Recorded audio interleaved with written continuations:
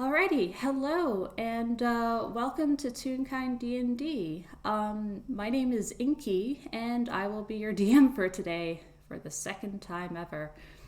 And with me today are my lovely and talented players and friends. If you could introduce yourselves. Hi, I'm Mark. I'm here playing Blink Lightly, everyone's favorite lamp.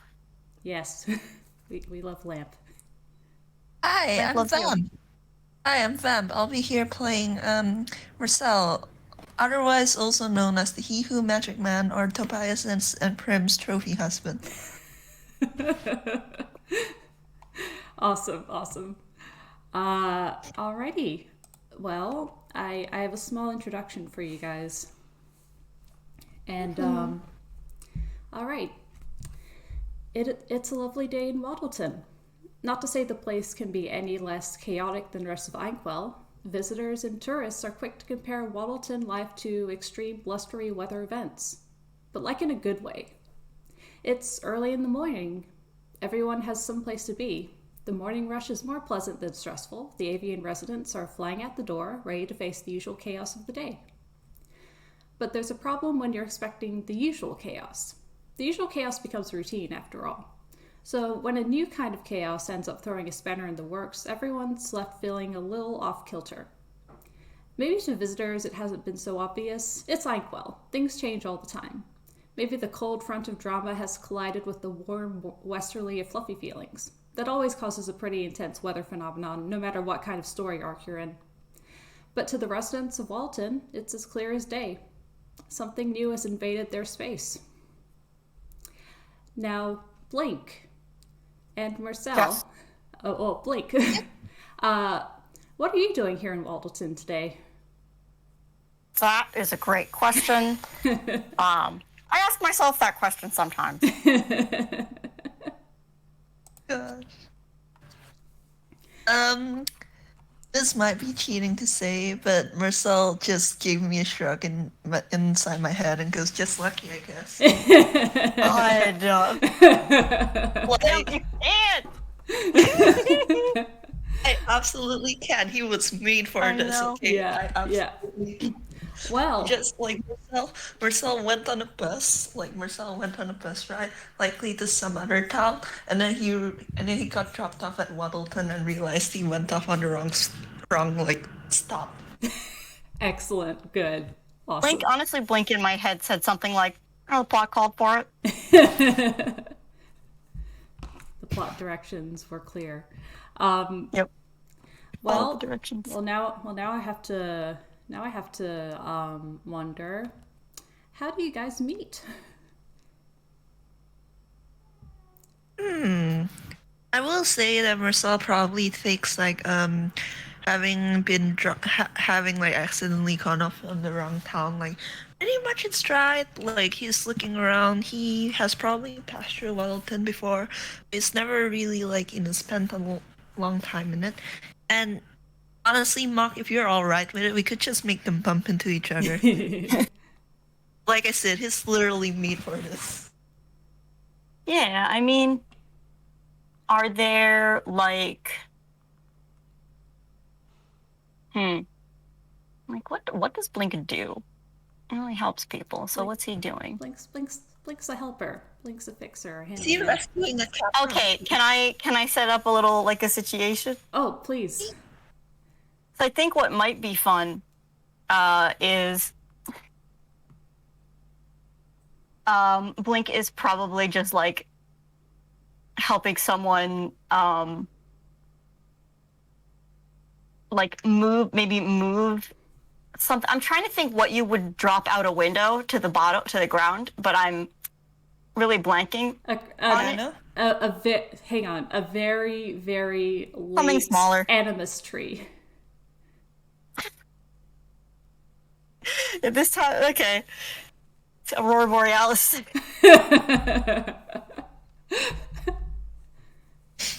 Well, hang on. I have this idea in my brain. Yes, please continue.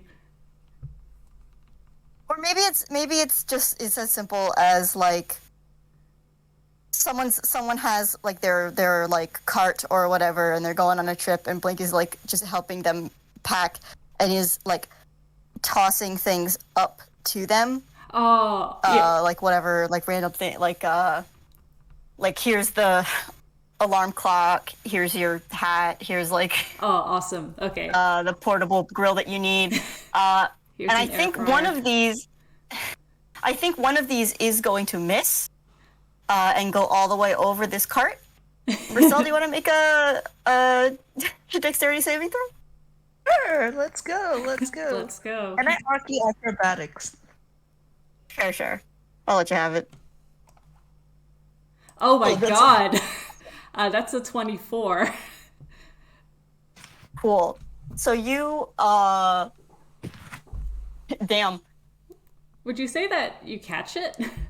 I was gonna say, you, like, out of the corner of your eye, you have this anime-ass moment where out of the corner of your eye, you, like, see something coming at you, and there's, like, a flash, and then in the next frame, you have, like, it held in your hand, like, I don't even know what it would, like a... What's a thing that people have? A hairbrush. It's a hairbrush. That almost, like, hit you in the head. But you just like, caught it. It's really cool looking. And then you go back to normal. And he just, like, he kind of looks at it and, like, does a double take when he realizes, oh, it's not like a knife or something. It's just a hairbrush. And then he kind of, like, raises it and says, did someone lose this? Sorry. Blink has now run around the other side of the cart. Whoever's on top is just like, well, glad you didn't die. Yeah. Yeah, it's alright, it didn't hit me at all. Here's your hairbrush, and he offers it to Blink. Well, it's not my hairbrush. He tosses it over his shoulder, and it actually does, the other person does catch it. I just thought that would hit the other person in the face or something. No. It's real smooth and good. It definitely doesn't hit them in the face, for sure. Very clean arc. Mm-hmm. And Mercel's just like, oh, are you moving? Or, well, are you helping them move? Oh, yeah, I'm just helping out right now. Speaking of, you guys need anything else? And, like, I don't know, someone just goes like, nah, I think that's it. Thanks. They go, they pull out. Yes, good. I'm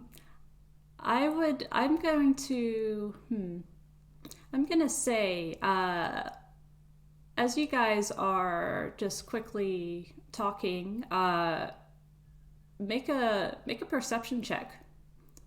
Oh boy. We love perception checks. I forgot I messed around with Blink's stats a tiny bit. His perception check is technically worse. Okay, well, I'll allow that. It's kind of hard to miss. You hear the sound of no,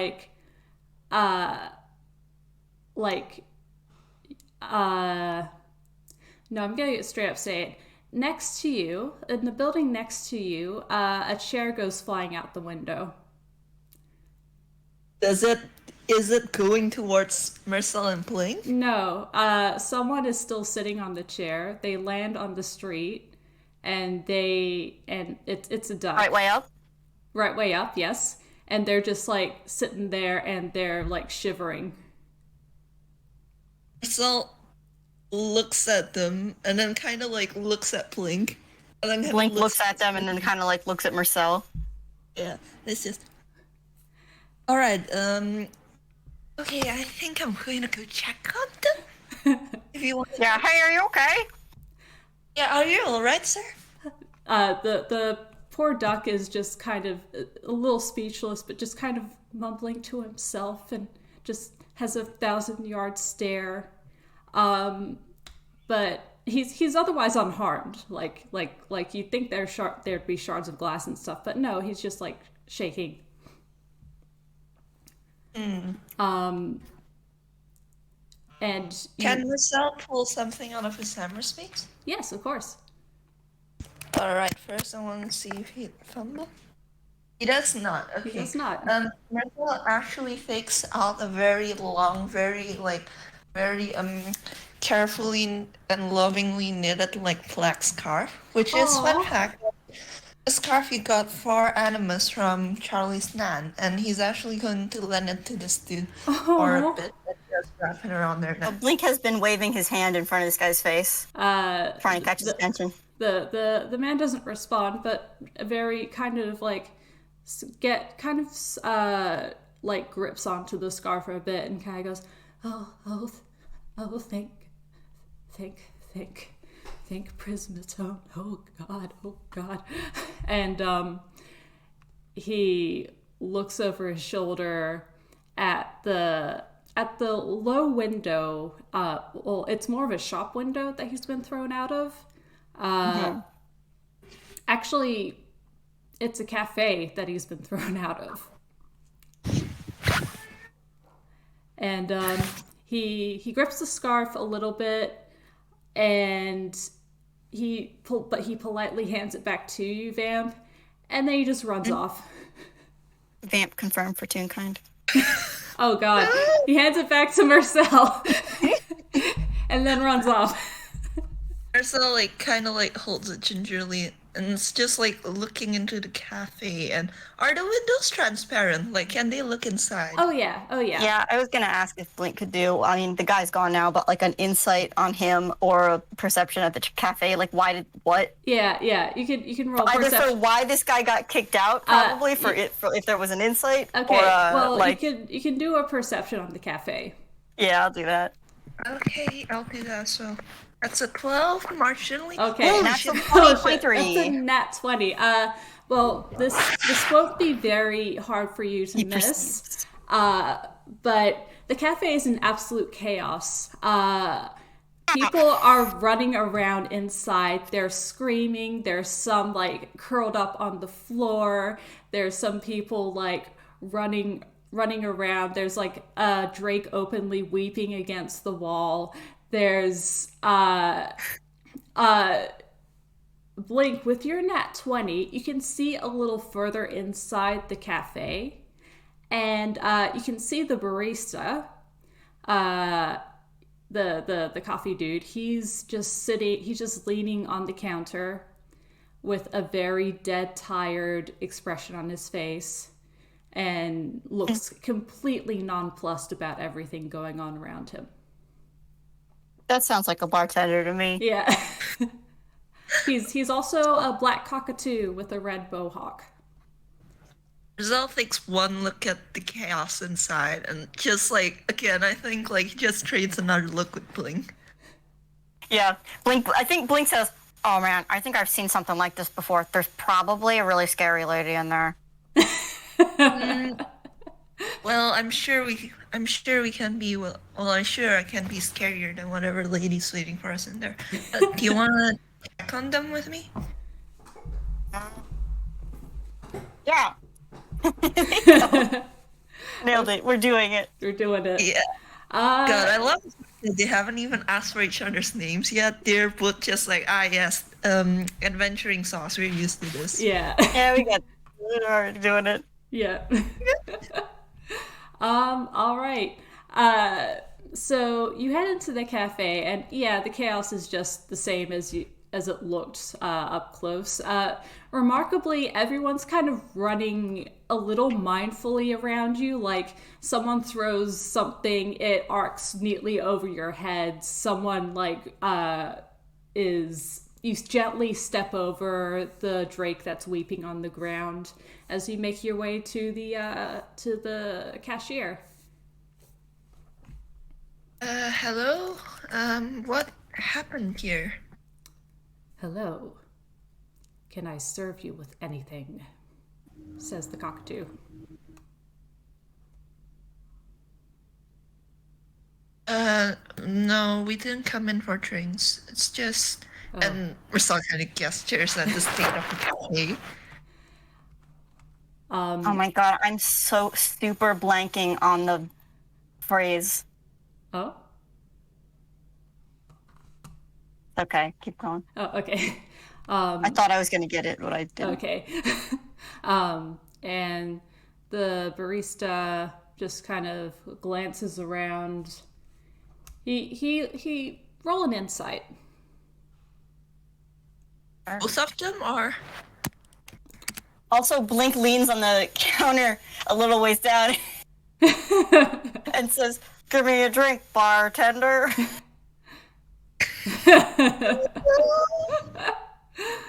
Anyway, I had to make that joke. The barista looks at you and says, "We don't have any drinks." Oh, okay. And he gingerly takes a coffee bean from a nearby open bag of coffee beans and just chucks it into his bill and starts chewing it. Marcel's gonna roll the inside. That's an 18. That's an 18. Okay. Blink rolled a 9. Blink, you're kind of sure he seems like he's used to this. He seems like this is kind of a same shite, different day kind of deal. Same shit as always. Yeah. Mersel, you notice he looks quite irritated with the situation, but he also kind of looks like he despite his very kind of stoic expression, he also kind of he looks like he's a little at a loss of what to do next. This isn't a situation he can really work with. Well, I don't wish to take up more time, but if you could tell us what happened, that'd be really great. And who knows, we might be able to find a way to resolve it. As the barista opens up his mouth, this cat tune comes out of nowhere and says, Barry, you gotta call someone. This can't go unpunished. We have to get help. We have to call the police. Maybe not the police. We have to call someone dependable. Oh, hi. Would you be able to tell us what happened? And the cat tune just looks at you and says, it's like you don't know? You don't know the terrors that happened of five minutes ago? No. So that's why we're asking. Something broke in here. Something took something from us. Something stole something from us and something precious? Was it your heart? It may as well have been. They broke in, they disrupted the order of things, and they stole the pieces from the coffee machine. Oh. And Barry, who is still being kind of semi-throttled by this cat, will kind of go like, he will point at, you know how some cafes have like this like cork board or like a community kind of cork board or something like that where people pin up stuff like ads or like stuff like that. Yeah. He gestures over to a cork board and it shows a lot of newspaper clippings and notices about lost objects. He's like, he goes, it's the latest of many terrible burglaries, I guess. And someone has managed to take a few Polaroid pictures. Would you like to investigate the corkboard? Yes, please. Okay. I would love to investigate the corkboard. Oh, do we have to roll investigation? Oh, yeah, yes. I'm going to. I'm scrolling to remember what that number is. That's a 12. 16, okay. So you both go up to the corkboard and you see you both read a lot of notifications like stolen one very good paperclip. Someone says that they've lost their marbles. Someone has lost their rake and complaining on what they're going to step on next. There's also there's also one or two Polaroid pictures that are really blurry. Honestly, you can't quite make out what's actually on it. They're in black and white and they're kind of grainy and blurry. But there's one that's kind of Blink to you. Your eyes land on a Polaroid with a very distinct frisbee shape, and someone in Sharpie has captioned it with "I wanna perceive."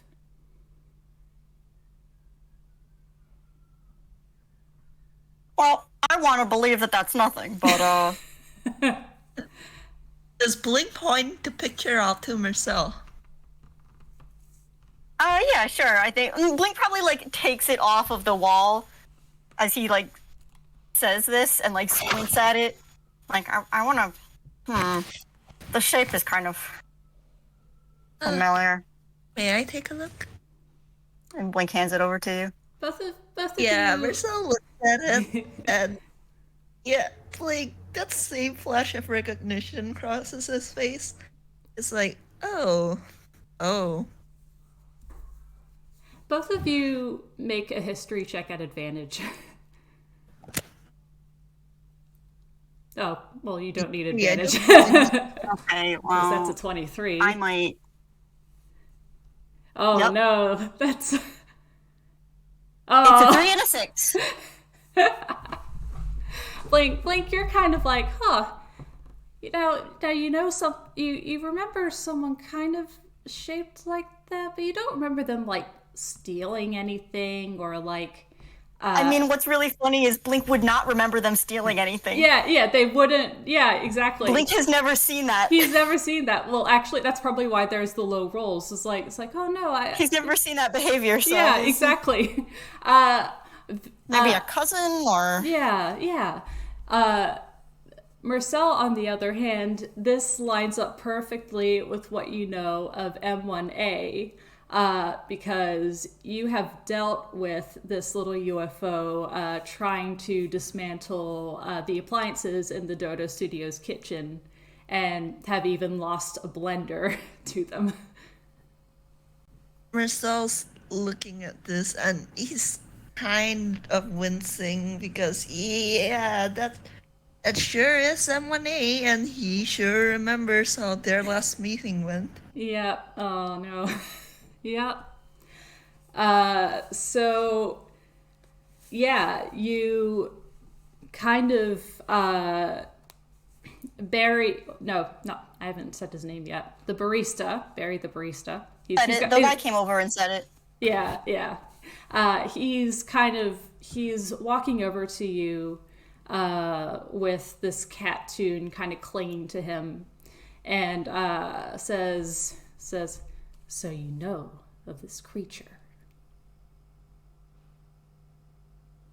I wouldn't go so far as to call him a creature. And he basically looks around and says, and he looks around at the chaos of the cafe, and he says, "Well, it has caused chaos in my establishment." And he Is this just because the coffee machine's broken? And he looks at you. Or is there like more things that people are freaking out about? He looks at you and says, "Of course, they're freaking out because the coffee machine is broken. What did you think?" Okay. Well, Blink is gonna go over and look at it. Okay.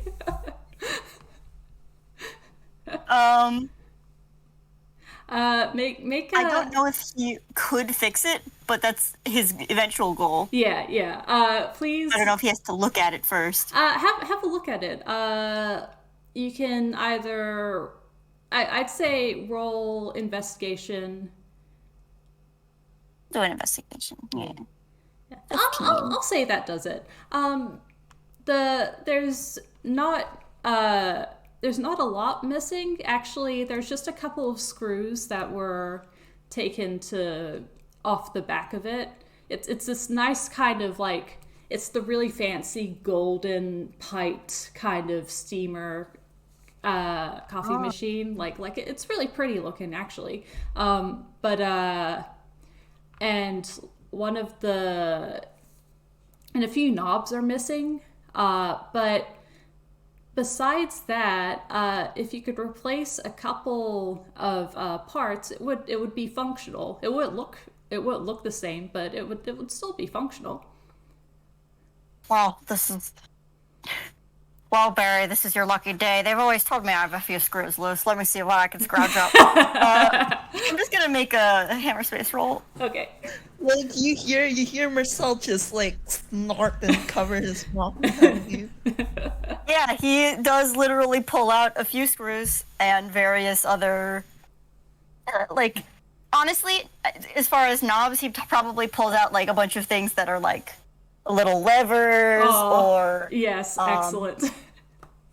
One of them's definitely a doorknob.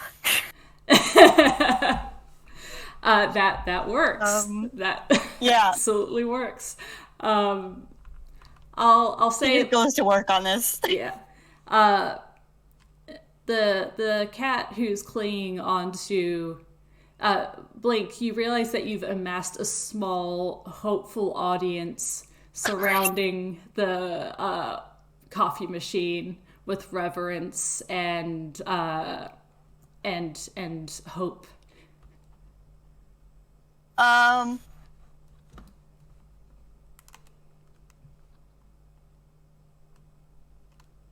think I think Blink is gonna, because he's gonna ham it up a little bit and like almost put on a little show of fixing this thing. Do you want to roll performance for this? I would love to roll. I believe that is. Oh my gosh, yes. I'll say that puts on a show. With like throws things up in the air and like, you know, like pins them into place or like screws them into place. He's added a few like light bulbs so that it like flashes in different patterns when it makes coffee. There's a resounding ooh from the crowd around you. And you fix the machine up, and with some added literal bells and whistles. Yeah, literal bells. Yes, you're right. And the cafe is restored to its former tranquil nature. Everyone lines up orderly into a queue.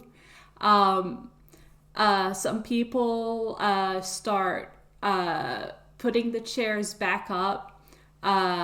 There's someone already working on the broken window, and someone sweeping away the shards with like a dustpan that they pulled out of their hammer space. Good. And I hope someone tells that other guy that the coffee machine is fixed. You see the guy like running back. Oh my god. He actually no. He flies back in through the window before it's fixed, and he. Can the window have been fixed and then he flies back through it? Actually, yeah. Let's do that. He smashes back in through the window and waits patiently at the end of the queue. The person who just replaced it is like, ah. And Barry the barista, he still looks stoic, but he starts churning out coffees at an impossible speed, sending people on their way, and he's kind of looking at you, Blink, and going, "You need to teach me how to do that." I could try. And gosh, I don't know if I'm much of a teacher, but aw. Well, someone would disagree, I would say, Blink.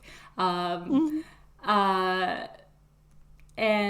the cat tune that was clinging earlier comes back holding a coffee, and he says, "Thank you so much. Thank you so much." Aww. Blink just does like the little like pshaw, like hand motion. And he suddenly perks up and says, looks and says, oh, if only they catch that little thing. I don't know what its deal is, and he does another sip of coffee.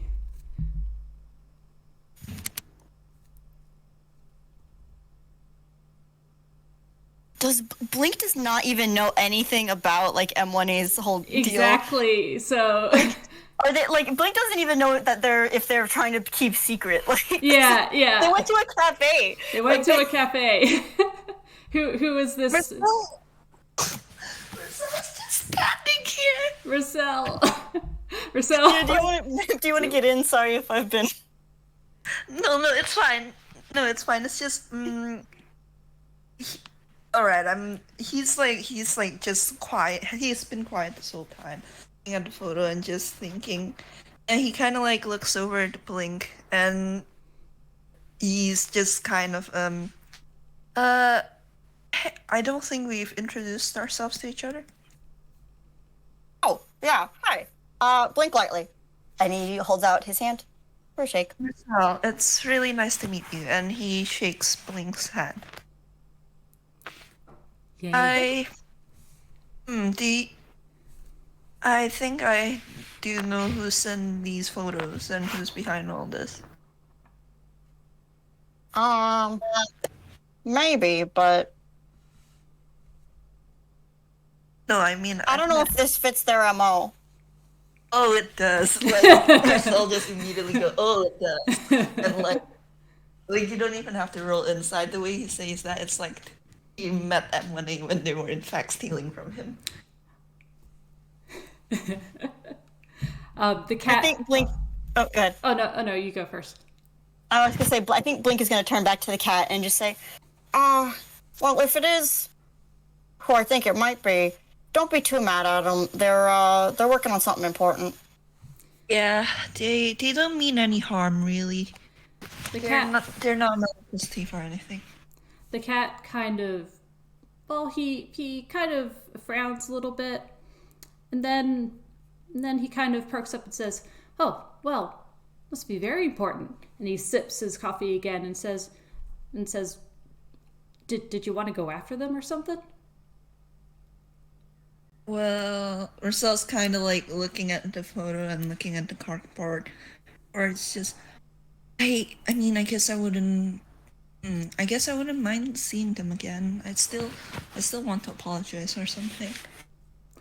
Blink, like, look at this guy. Can I do an insight roll? But I think Blink is gonna like, yeah, like squint his eyes and be like, what's this guy getting at here? Yeah. Go ahead. 14. I say this works out. He's genuinely earnest now that he's got his coffee. Like, he's not panicking anymore. He's just kind of like, he's now very curious about, like, it's like, oh, you know this person. Oh, well, if they're working on something important, then I guess it's important. Okay. And he points down the street, and he goes, "Oh, well, I did before everything. Well, whenever that little fella just broke back out, they headed down that way. But I don't know. But they're pretty fast. I don't know where they are now, but it was about 5 minutes ago. So maybe they're sticking around somewhere. I don't know." Well, if I know anything about M1A, they're not going to be very good at laying low for long. And he kind of drinks his coffee again, and you notice he's starting to vibrate, like. But like in a different way in a from before. In a different way than before. And he's like, "Okay, well, I wish you luck. And he takes another sip and he just kind of starts jackhammering his way out the door and down the street.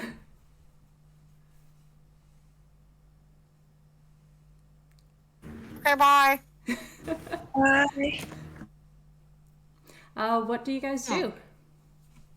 I think Marcel's first going to look at Blink and going, "You know M1A?"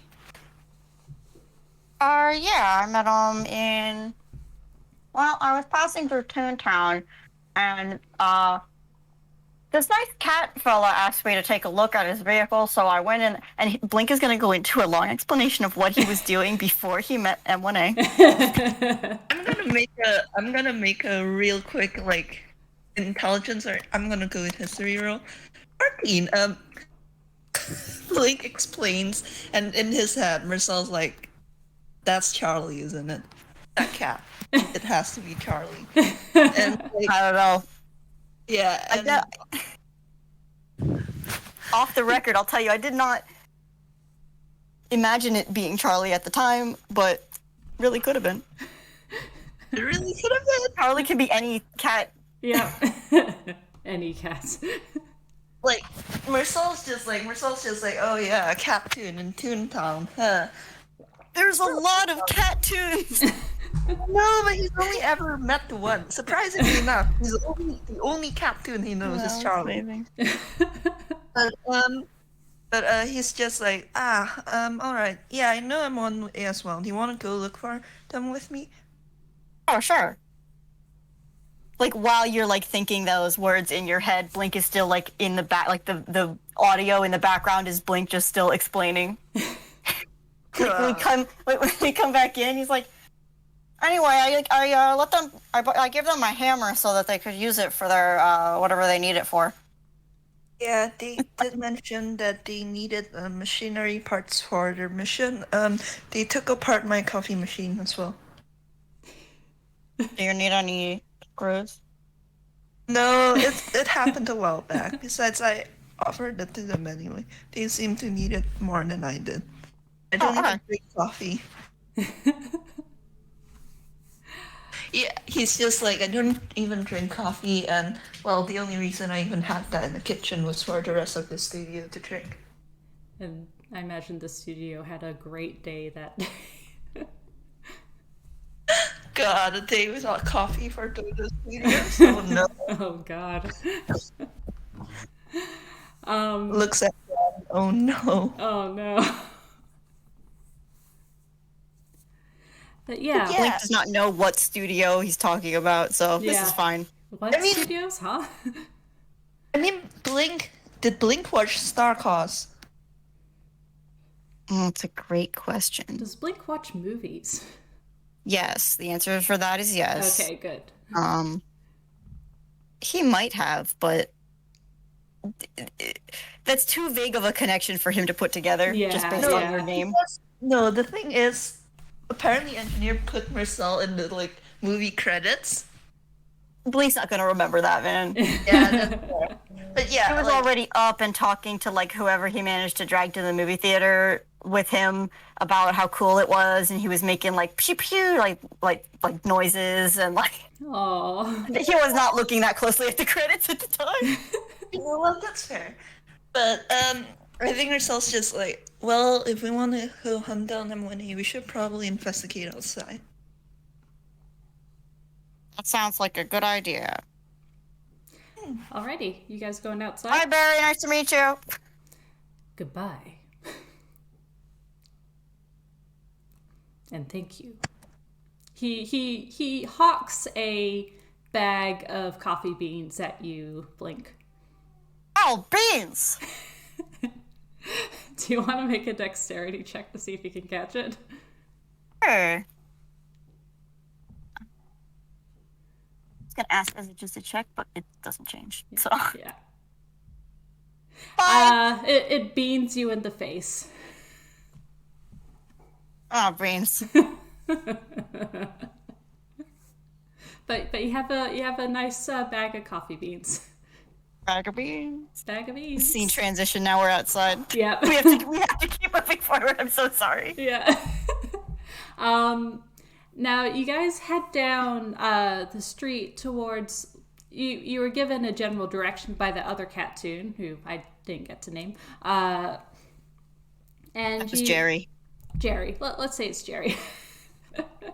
And you end up down a ways. You're just kind of trying to follow.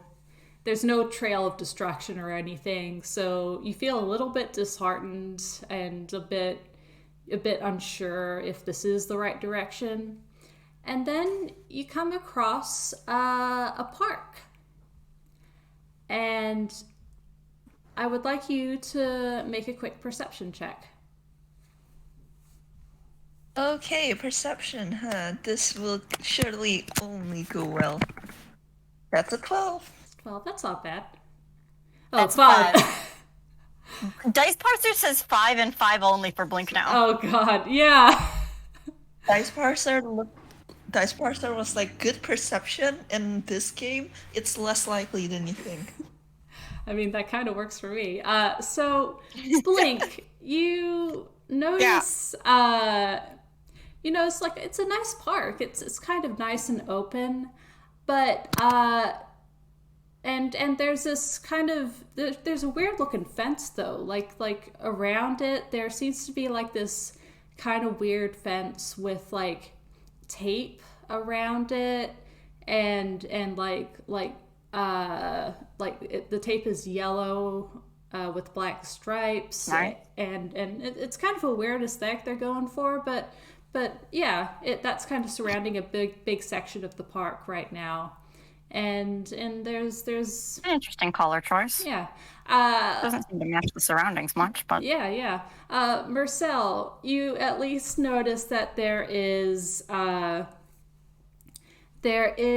what looks like a park security doggo Toon, a Frankenolly, who is just standing there, and a bunch of little green ducklings who are standing in front of her, and they seem to be arguing up a storm while she stands there kind of placidly. I think Mersel kind of nudges like Blink's shoulder and points towards the policeman. Like, look, you think it might be connected to M1A? what, the tape? No, the police. Well, I haven't seen them from any other angles, but yeah, Emily could be connected there. I think it takes a few moments before Mercel's just like, oh, it's a joke, and then he like laughs and shakes his head and goes, no, Oh yeah, that's a joke. I'm sorry. Like he has trouble with with jokes, and he gets into like a certain like mindset. But he's just like, do you think we should go over and investigate? I mean, it can't hurt. So you, And I guess they're gonna walk closer. okay, as you do, you start hearing the little conversation that's happening with the little green ducklings, and they're going, and they're pretty. These little ducklings, they're just like, they're arguing in different little. I can't make different voices. I was gonna say they're arguing in different voices, and I can't do different voices. That's fine. Ma'am, we gotta train really hard. We're overdue for a training session for the Spherical League. Yeah. Ma'am, you gotta let us in. And the park security guard is looking down and saying, I know. I can't let you win, though. I just can't. It's dangerous or something. I don't know. And it's kind of going back and forth in this fashion, with the ducklings just kind of all just jumping and quacking, and this this kind of sad and bored looking dog guard.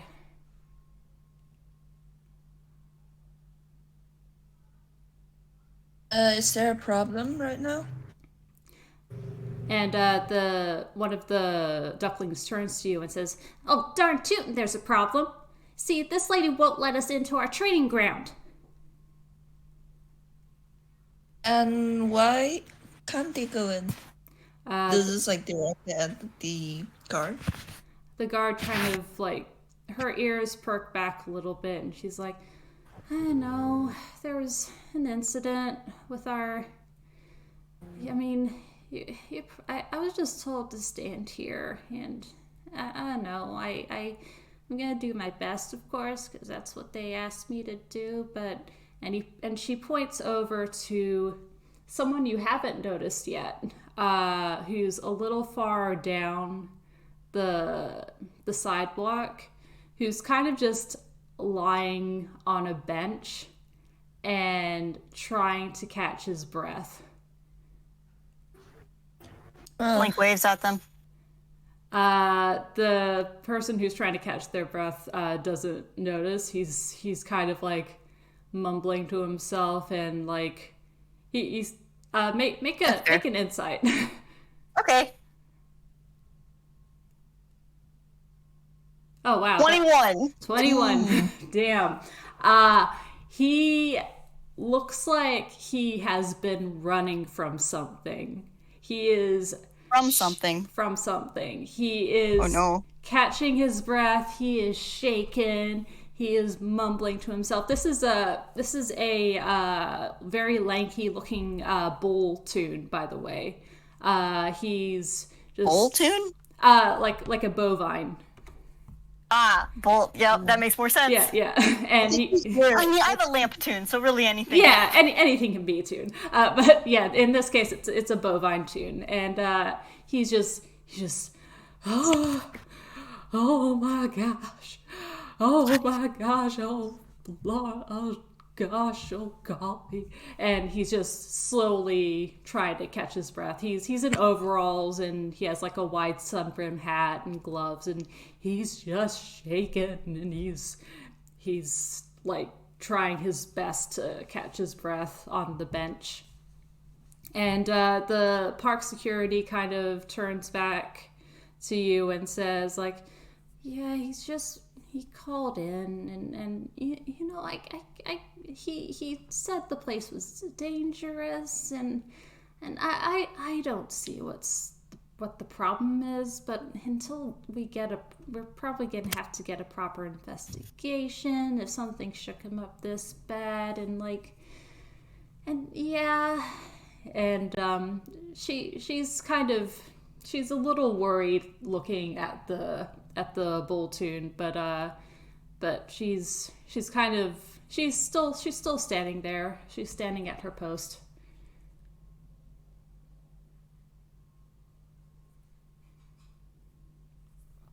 And what would you like to do?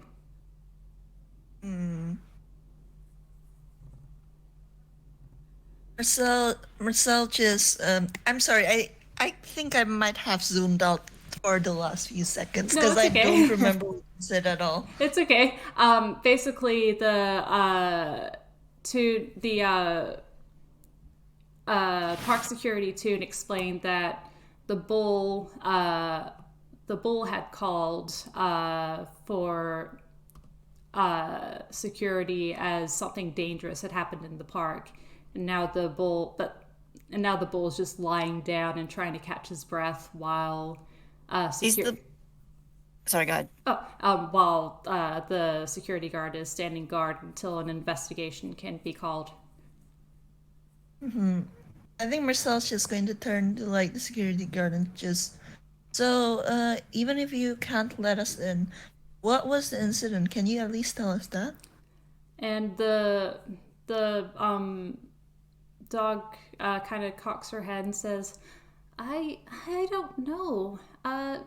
He was just panicking and yelling, and then it just kind of collapsed over there. I guess you you'd probably be better off asking him, because we haven't conducted an investigation of this place yet. My question was, is the Boltoon past where she's standing, or is he out of that zone? He's a little out of that zone. He's a little ways down the path and lying on a bench. Okay. And the ducks, the little crew of ducklings are still. They're still like, well, if it's so dangerous, then we'll investigate. Yeah, we'll investigate, and we'll figure out who the weird we'll figure out whatever we're going to say, and then we'll investigate what made this guy so shook up.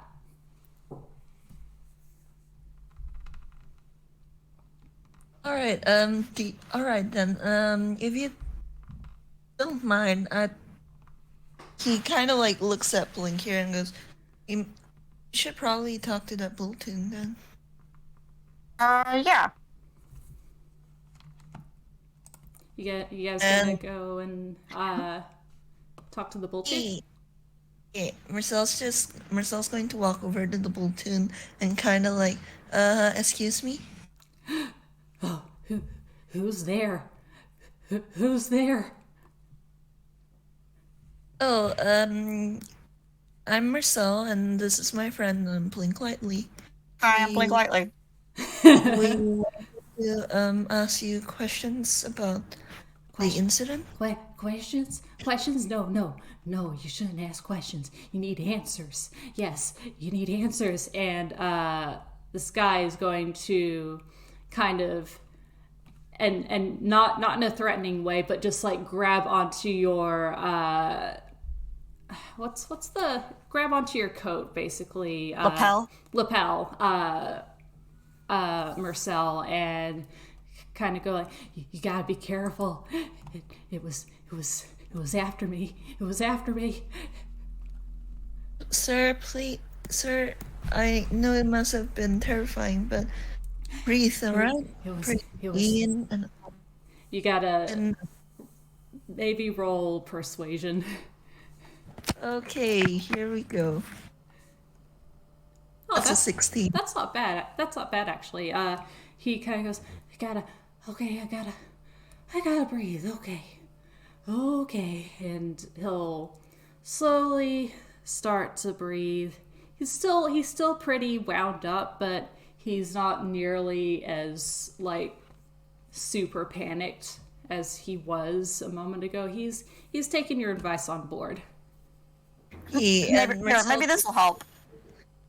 Oh. And Blink pulls out it's like a glass of water, or like he pulls out a pitcher with like ice water and a glass and pours it and hands it to the Toon. Oh, thank you so much. And he gratefully accepts the glass of water. He drinks the whole thing, and he's just like, he kind of melts a little bit in relief, and he's like, oh, that's so nice after a day of working out in the sun. Oh boy.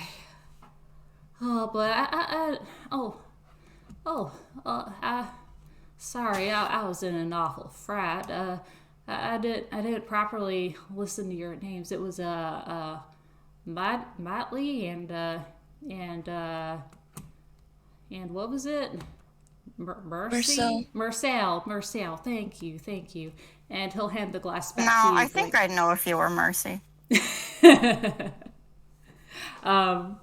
And he goes, pleasure to meet you too. I'm Mick ED. And it's, sorry you had to see me in such a state. It's just, yeah. You think it's a nice, cushy, beautiful morning, and then something just ruins your vibe.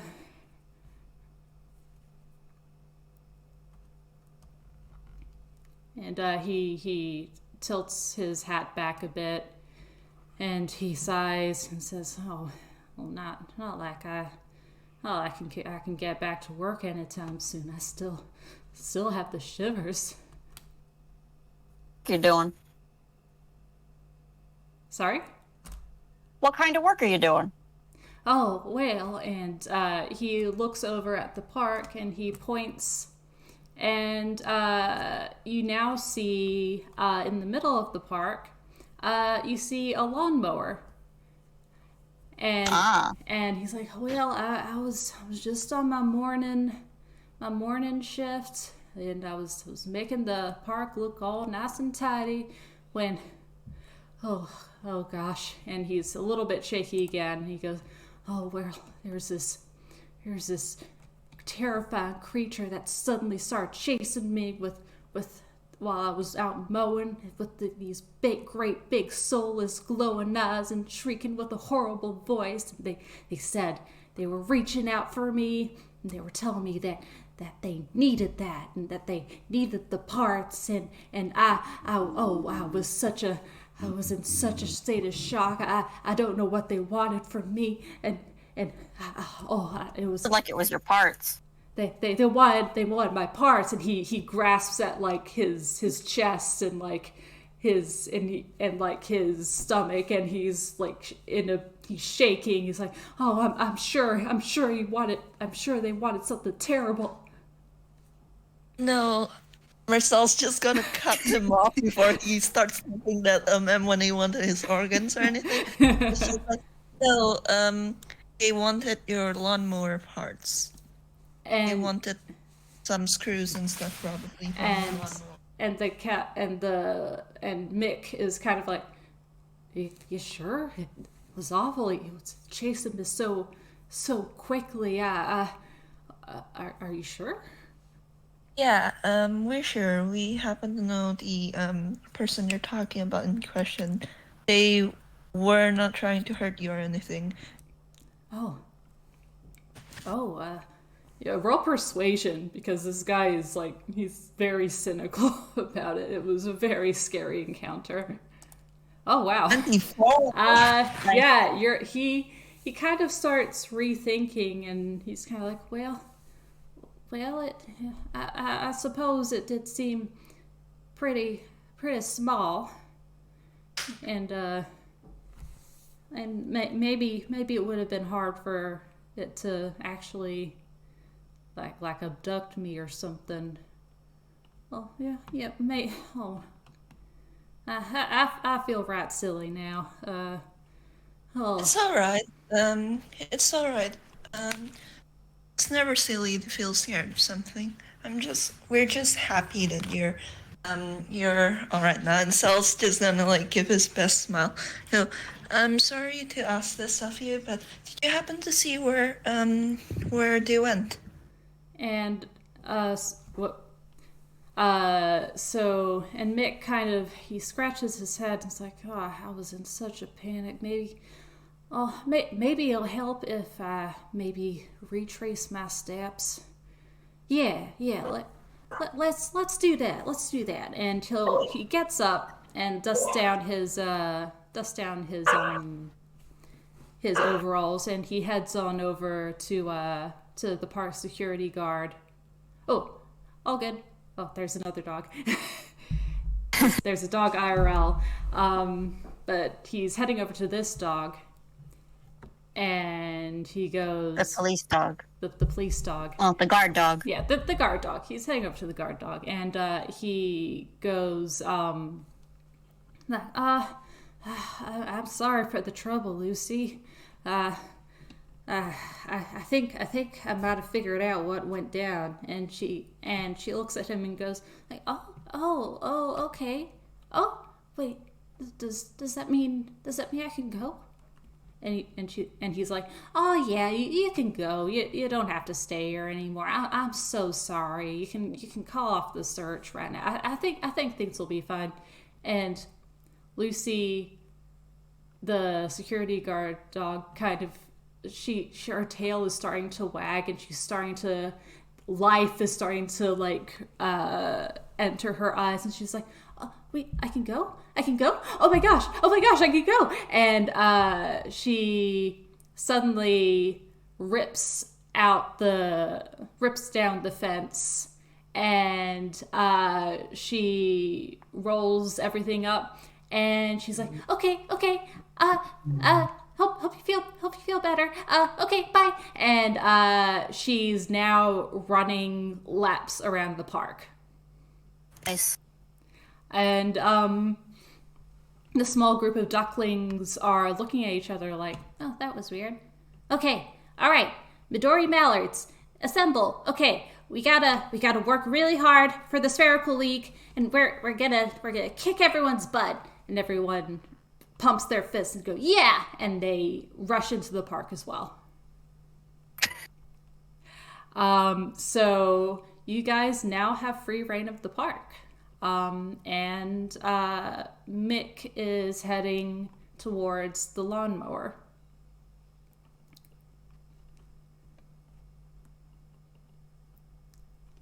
We follow. I follow. Yeah. Mick almost ran off with the ducklings, but caught himself before he was gone. So Mick approaches his lawnmower, and I want you guys to make a perception check real quick. Oh boy. Let's see if... that's pretty good. That's pretty...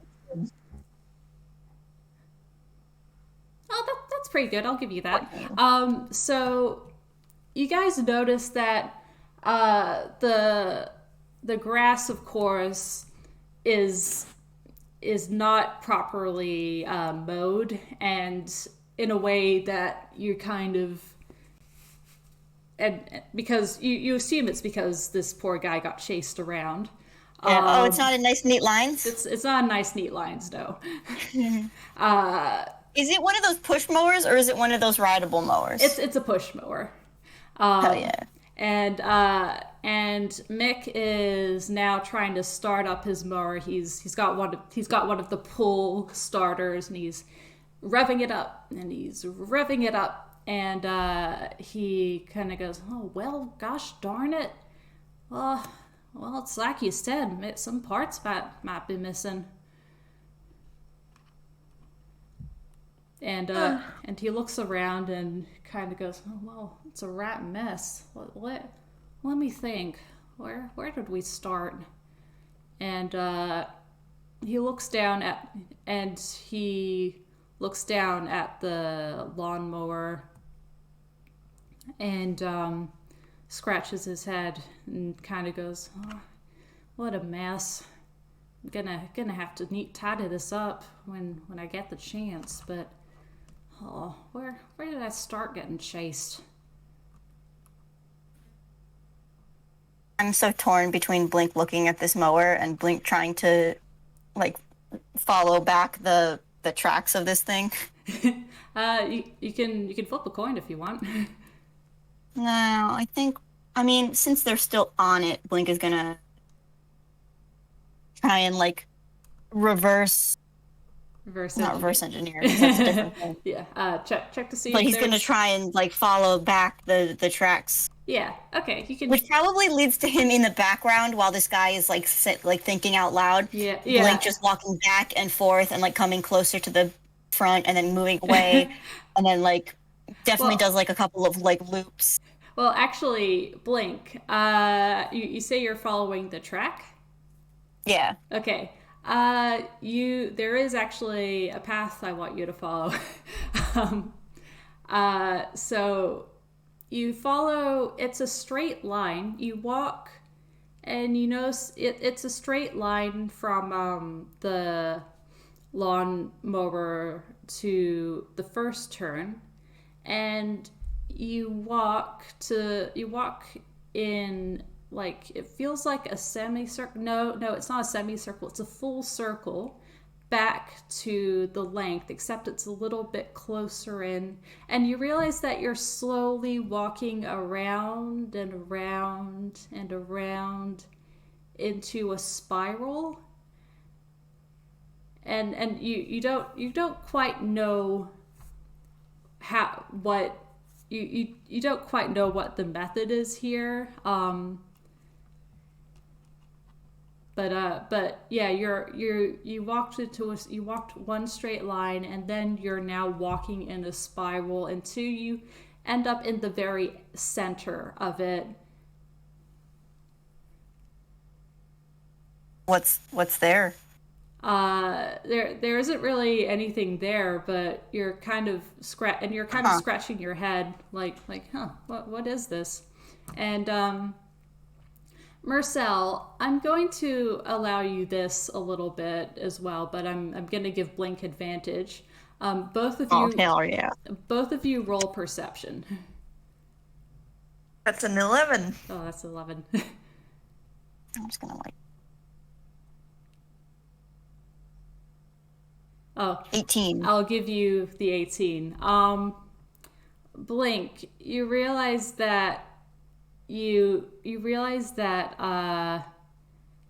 you were a little taller and if you could see this from above, it would look like a lollipop.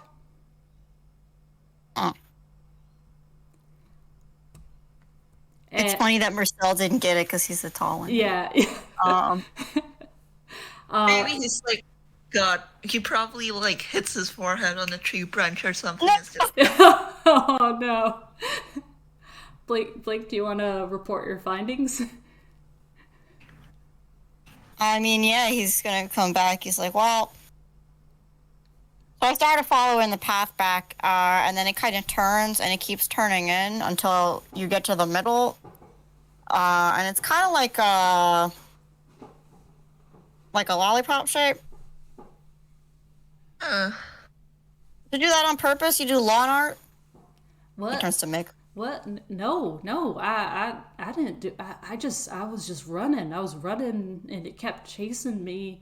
And then, well, at first it was a little all over the place. And he gestures to the lines of like mowed grass around him, and then he's like, but then it just kind of kept like turning, and I just got so dizzy, and eventually, and he points to down the straight line. And it's like eventually I just let go of the thing, and I had to run. I had to get away.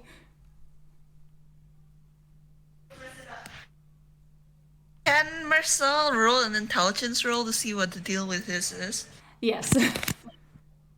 Okay, I think his intelligence is plus. Okay, +2. That's a 12. It's a 12. Any particular language, is it? It's basically, you suspect that you don't know why there is a lollipop shape here. You suspect that you suspect a little bit that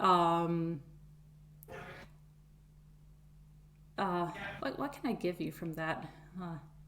I mean, if you really want to, I can use a luck point and like have him re-roll. You don't. I could have Blink roll, but you know. Blink, throw in your 2 cents and. Worst comes to worst, there is something else. This is just intelligence? Yeah, this is just intelligence. 8. Well, this person sure got chased to make a lollipop. Huh. I asked. It's not a specific language, is it? No, it's not. Okay. You can at least answer that. This never comes into play, but Blink's background does give him thieves' cant. Oh, awesome. Ooh. But no, it's never come into play before, and it will never. But yeah, sadly, this is not that smart. I think. Can Mersel use an item actually? Sure. Hold on. First, I need to see if he gets it out of his cyberspace. He does.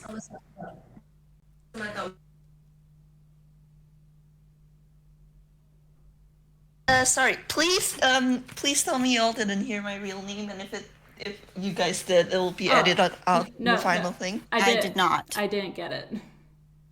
Okay. Mersel actually took out the Never-Ending Storybook. Aww. Which is this thing from Clorps. He got it last Adam. It has never worked for him so far. If asked, Oh, interesting. Interesting. Very interesting. Let's give this a go. Yeah, he kind of like takes the book off and then kind of looks at Blink and goes, "Do you recognize this book?" Would he recognize the book is the question. I mean, Blink did work at Clorops for a time, right? Yeah, but was it a time that the book was there? I think this book is like, there's only one in stock at any given time, and it's bought out like almost immediately. Nope. Nope. So it's just like, oh, this is something that my little sister bought for me last Adams from Clorops. It's a never-ending storybook. If you ask it a specific enough question, it'll flip to an unseen page and show the backstory of any person, place, or thing. It's pretty fickle. I haven't gotten it to work so far, but do you have any suggestions as to what I can ask it? Huh. What is the best ice cream flavor? Objectively. Ursula like chuckles and like, I don't think I want to get into that discourse right now. But relating to the investigation, what do you think? I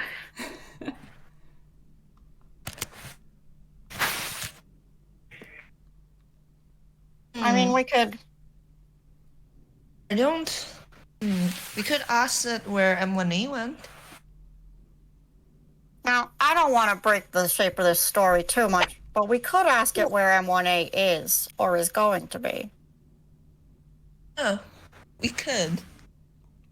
All Well, right. I think we should ask it that then. All right. Inky, you're allowed to say no. No. Allowed. No, I would like you guys to make that check. Okay, because Link ain't gonna do it. Mersel is the user. He is the one who has to roll the arcana. Here we go. No. Oh, that's a 13. I'm using a luck point. You're using a luck point? Okay. Let's see. I want this to work so bad. We need an 18. You need an 18. That's a 17! Nice. Oh! Nice. Oh, I'm very sorry. God. Even with a +8 modifier, Jesus, this book is really fickle. This book is stubborn. Is it like a once a day? Yeah, period, or is it? Yeah. Okay. It's like, what if Blink tried? Okay. Yeah. I'm so sorry. That's fine. It's fine. It's just shuffle, and for a moment there is like a picture because you rolled a 17, but then it just. Can I give you like a hint? I mean, I know the answer the book gives. Like the answer the book gives depends on the DM. So if you'd like to be like, you know what, 17 is like really close to an 18. I'll do something vague. You see.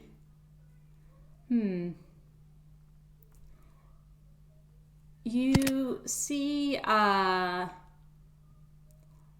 very blurred image of a certain UFO. And you see their eyes narrowed in focus and determination, and then gradually widening and kind of turning into what seems like amusement. And then it vanishes. Well, that's more than I've been able to get out of this book so far, but I'm not quite sure if that helps.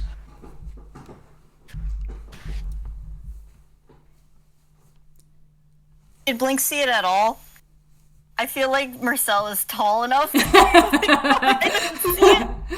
sure he would have like leaned down or something. Yeah, he wouldn't have held it out of Blink's reach. He's very used to being taller than people, so he probably would have leaned down like before he asked that question. Oh, I'm glad they're having fun. Yeah. I mean, amusement. Is there, I don't know, a theme park or something, or something to make them feel amused? Make another perception roll at the general patterns around you, but with advantage. That's a 4. That's a 4. Dice Parser is bullying with advantage. Because... Oh, thank God. That's a 6. Oh God! Okay, Dice Parser is just bullying you guys. That's 5 2 only 5s. Only 5s. What? Well, okay. I guess M1A is gone. Hang on. Mick kind M1A went home. Mick kind of scratches his head, goes, you know, it's kind of weird that they just kind of chased me all over the place, then just kind of made a real pattern. What was that? And he Mick managed to figure it out. And he points like, yeah, they started chasing me here, and they were yelling, and then they kind of just, they stopped yelling, and they just started doing that weird spiral thing and shape, and then I ran off, and where'd they go? Can we make another perception roll with an advantage? Make one more perception with advantage. God, wishing stars making us all there. Okay. That's good. Blink, do you want to try? Oh, I mean, sure. I mean, he might nat 20. It's a 13. That's an 11. I'll give it to you guys. That's the best I'll do. I'll give it to you guys. I did have an idea of what Blink might start doing if this didn't work, but Well, I'm curious now, actually. Well, Blink's next plan was to use Silent Image to make a picture of M1A. And just go around to different people in the park and ask them, have you seen this frisbee? Oh my God. It's like, have you seen this saucer? Okay, that would have been delightful, but I will say that this check gets it. You realize that M1A, while chasing, realized what was happening with the mower and decided to draw a picture. They did a fun little lollipop. And love that. They got bored midway through the chase and realized what they could do with it. They lost focus. Love that. So the mower was, hang on, so it was in the middle and then it started going out? Yeah, right? Yeah. God, and Mersel's just like, God. Mersel kind of looks at this and, hey, Ingy, did M1A by any chance draw a crop circle? That's what I'm thinking this whole time. Yeah. Yeah, I was thinking that too, but I think this is because... This is why I asked if it was a language. Yeah, no. Yeah, because this is the first time Mersel rolled above a 10, it finally sunk in for him, and it's just like, oh, he made a crop circle. Yep. And when I made a crop circle in his lollipop. Well, that's actually really cute, but gosh, do we have any idea where he went from here? Mickey D kind of perks up and is like, and he scratches his head a bit more. It's like, I was in such a, I didn't see, and he points down the stick part of the lollipop and kind of goes like, went that away, I guess. I couldn't tell you, rightly so. I was in such a tizzy, but I'm sure at least chased me that way.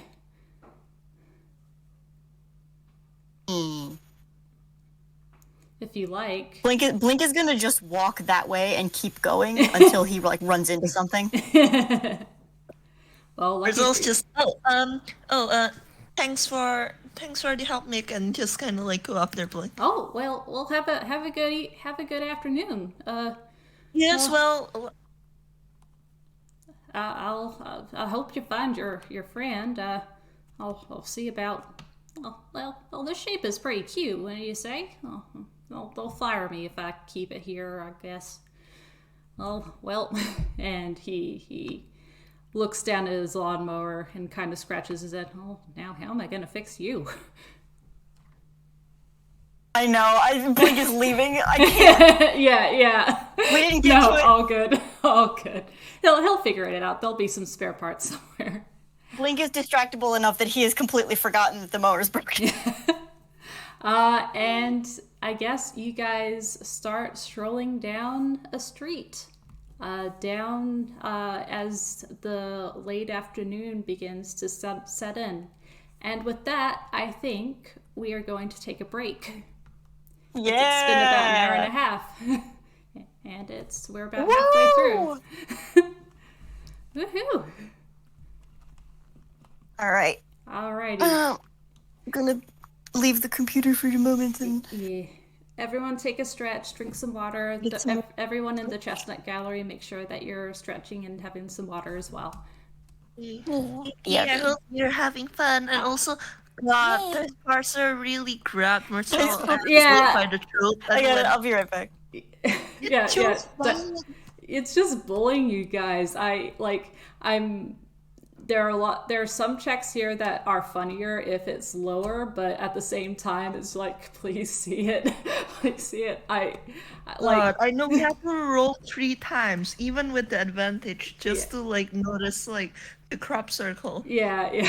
No, Dice Parser is bullying you guys today. I hope it's a little nicer, but either way, it's okay. It's okay. But yeah. Be softly looking at.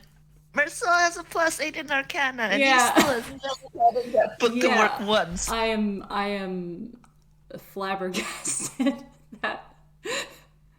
I'm gonna. Dice Parser with no heart emoji. Yeah. Anyway, I'm going to stretch as well, but I'll be back in a few minutes. About 5 minutes. Make sure you stretch too.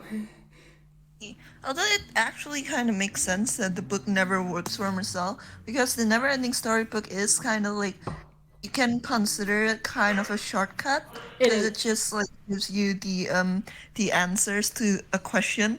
And considering how Mersel's whole thing is making your own luck and working towards something, and a plot, having something that's such a Deus Ex Machina not work every time he tries to use it is probably in character. Yeah. Wishing Star kind of gently closes the book and says, no.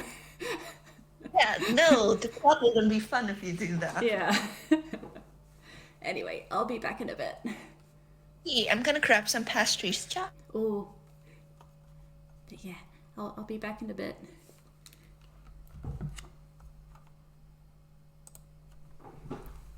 That means it's just you and me, Gallery.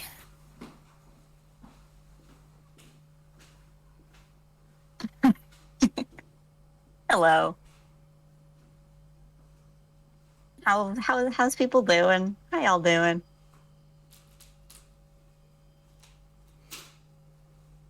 I'm having a fun time.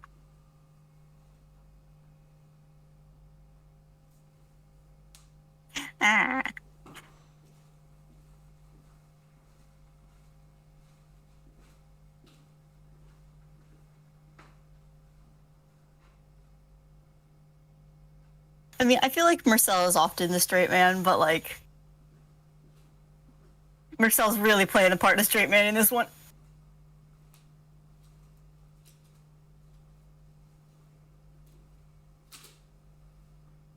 Ironic, considering there's nothing straight about this man.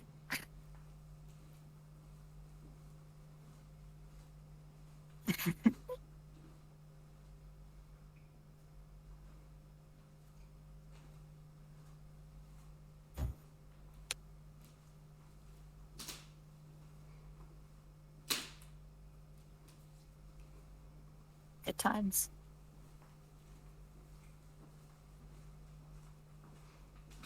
It's wild because Blink does not have shit to help with this, like, at all. I'm just like, oh man, I wonder if Blink has a spell. No, he's a sorcerer. He has like,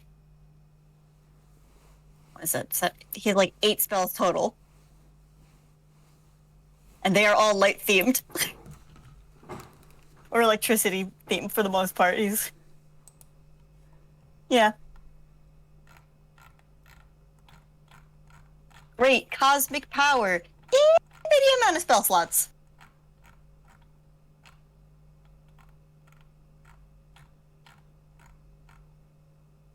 Like, even his sorcery points aren't really going to help with this. Because a lot of it is more, like, fuck you up type shit. It's fine. He is here for moral support. That's what he does.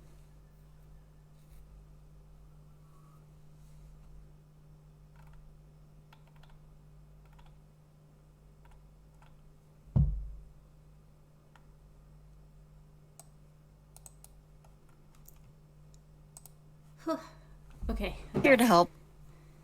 Back. Yeah, see, exactly. Let's check the gallery. Yep, we're just chatting. Also, hard agree. Blink is a good boy. Yeah, thanks.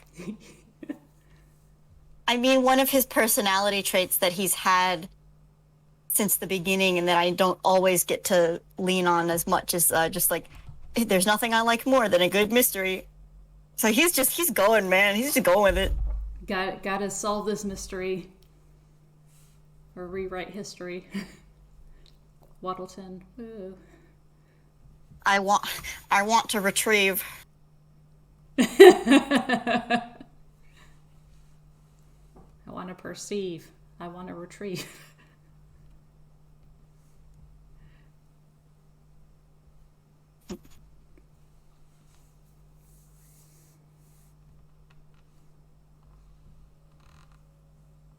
I do think unless you have something specific, Inky, I do think as they're going down this street, Blink will be like showing people fucking picture of what and be like, "Have you seen? Have you seen this? Have you seen this frisbee? Have you seen this machine? Have you seen this machine?" I'm also trying to remember the fucking melody of the little song, and I'm totally blanking on it. Don't worry. It's been inconsistent. I've been trying to find.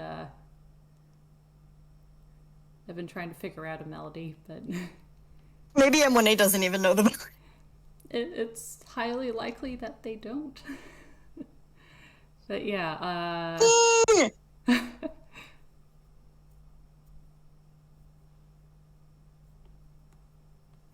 But yeah, I think we're just gonna wait on Vamp. How's the gallery doing, by the way? They seem like they're doing all right. Yeah. How y'all doing? How y'all doing in the gallery?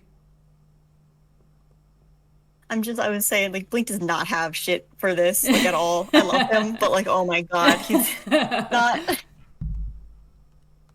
I mean, he has proficiency in investigation, is what he has. Yeah. That's it. Yeah. Doesn't have anything else, like, actually genuinely helpful for this. I love him. I mean, investigation is necessary for this, I think. Oh, yeah.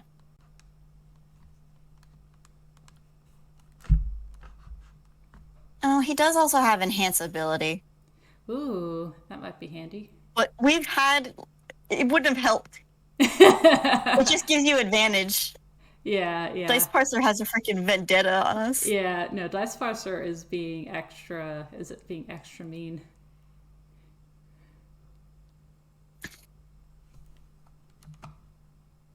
Hi. Hey, Sorry Beth. it took so long. I had to cook rice. No, it's okay. You're okay, you're good. Hey. You're totally fine. Is everyone all good? Are you all energized? Are you all I ate a cream puff as well. Oh, heck yeah. Nice. I'm just gonna take one more big sippy. Yeah, same. Yeah. Everyone do your big sippy. Alrighty.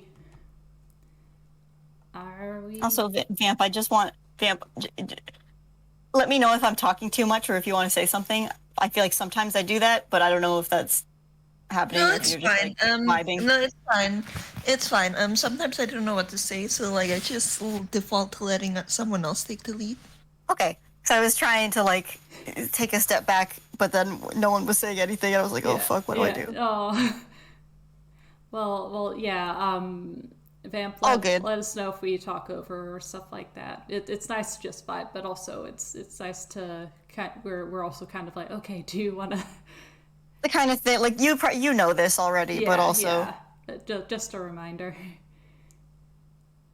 Hell yeah. Yeah. But yes, should we continue? This is in the eventual, like, actually cut together version. This is where we come back in. Yeah. Shall we? Yeah, let's go. Yeah. Hell yeah. Okay. Let us resume.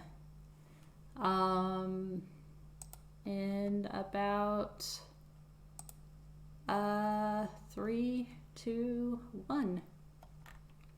All right, we're back. You guys have dealt with two little mysteries. Problems more like. You've solved the cafe tragedy. You have figured out the terror of the park. And now you have been kind of sent down the street, and it's kind of it's the late afternoon. And the lamps they're about to be lit, but it's wow, I'm about to be so lit. About to be so lit, man. And so it's a nice kind of it's nice and clear out. It's kind of tranquil actually. You guys are walking down. There are a bunch of cars parked along the street. There's occasionally like massive trucks dwarfing them here and there, but you guys are just making your way, looking for any clues, any leads, and it's the trail's kind of coming up dry. You're coming up cold. You're not really seeing many signs or ways that M1A could have passed through here. Yeah, one casting of Silent Image lasts 10 minutes. So probably for the past 9 minutes, Blink has been going up to people and saying, excuse me, ma'am, have you seen this? And just has like he could do a life-size image of M1A Silent Image. And have you seen someone that looks like this? No, I don't think I have. Sorry. Okay, thank you anyway. Excuse me, sir, have you seen something that looks like this? What is that? What is that? Is that like some... Okay, thank you anyway. Oh, okay, bye. And this goes on for a while. I kind of imagine Mersel walking in a straight line, looking around, and Blink is kind of zigzagging across like the sidewalk or the street to like different people. Yeah. Yeah, Mersel is just slowly looking around in a straight line. Yeah. As the trail's going cold, he is like looking around and investigating on his own time, but he's also like severely like considering just pulling a page out of Delta's book and just going, you know what, my luck's gonna lead me at this point. Not at this rate. Looks at Dice like, Parser. Yeah, he's just like, there aren't that many clues to lead to M1A right now. And it's around at this point where you suddenly hear this yelling coming from beside a truck, and this kind of like, it's like, you You need a better handle on your child. I will not stand for this. I've had a long day. Yes, but I know it seems absurd, but I don't think he could. No, you listen. I've been hard pressed. I didn't. The coffee machine was broken in the cafe I was in earlier. I missed my jog. I miss everything, and I do not have the patience for this. Now, you either pay back the damages, or I'll just and another meek voice going, I know. Look, I know it. I don't think he's strong enough to do that. Mersel kind of looks up at that and just goes, is there a problem here? You've come across three toons actually. They're standing on the sidewalk. One of them is a swan. She's dressed in a jumpsuit. She's got her wings on her hips, and she is glaring. She's a Frankenolly, and she's glaring daggers at this other toon who is a rabbit Hausen, and who is dressed in a pretty dress and apron, and she's trying to placate this swan. And at her skirt is a little tiny rabbit Hausen, who is kind of peering out from behind her, and he's kind of flicking one of his ears, but he's got a very placid look on his face, a very stoic look on his face, and he doesn't seem to be super floored by the situation. And this swan turns to you guys approaching and says, well, maybe I'll get some reason here. Approaching. Blink is on the other side of the street and will be coming over momentarily.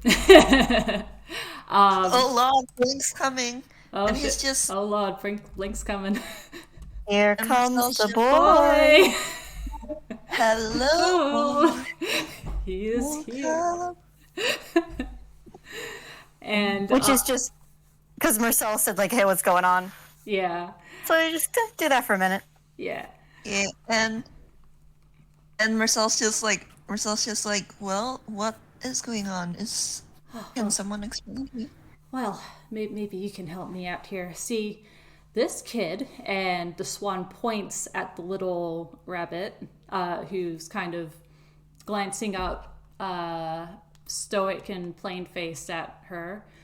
This kid has been... I caught him red-handed. He stole my camera, and I'm pretty sure he's messed with my truck. And the adult rabbit Hausen is kind of waving her paws and going, no, he can't. He doesn't know anything about getting up on trucks. I don't even think he's strong enough to pull up the hood like you say. And she points at the little rabbit again and says, well, how do you explain the fact that he had his paws all over my broken camera? That's right, broken. You gotta pay for that. I spent so much on that camera. All right, hold on. And he's looking at the, he's gonna crouch down to look at the little rabbit too. Hi, hello, will you talk to me for a second? So the little rabbit looks at you, and kind of, he tilts his head a little bit. And he looks up at his mom, and his mother kind of goes, well, I'm afraid he doesn't speak, but Henry, do you think you could maybe try and explain a little bit to this nice man. And Yeah, Mersel just smiles. And Henry is kind of he's very plain faced, but you'll have to roll insight. Okay, here we go. Here we go. Dice parser, are you gonna bully us again? No, you're not. You're being very nice, dice parser. You get the feeling that this isn't a very expressive little rabbit. This rabbit, Henry, as you've been told, he's just kind of, he's not talk. He doesn't seem to talk. He's not very expressive, but he just kind of, he's swaying a little bit. I'm actually gonna. You don't know why, but he strikes you as he looks a little bit frustrated. I'll say you hear a small thump. And look, I don't know if Jack does this, but oh my god. But he's doing a small thump with his foot. Oh yeah, Jack does do that. He's a little bit. You notice that while he's very expressionless and very plain faced, he's a little frustrated about something, and you don't know what he's frustrated about precisely, but he's a little upset. I think Mersel notices that and it's just like, I can see you're upset. Like, yeah, hold on. Mersel has a 20 charisma. Ooh. Me, the person playing him, does not. Oh, good. That you're upset. If you wouldn't like to speak, would you want some pen and paper to write something down? I have them in my hammer space. Henry actually kind of looks up at you a bit and kind of just does a very slow nod. And meanwhile, the swan is kind of crossing her wings and says, well, of course he's upset. He got caught. Can I roll intimidation real quick on the swan? Sure.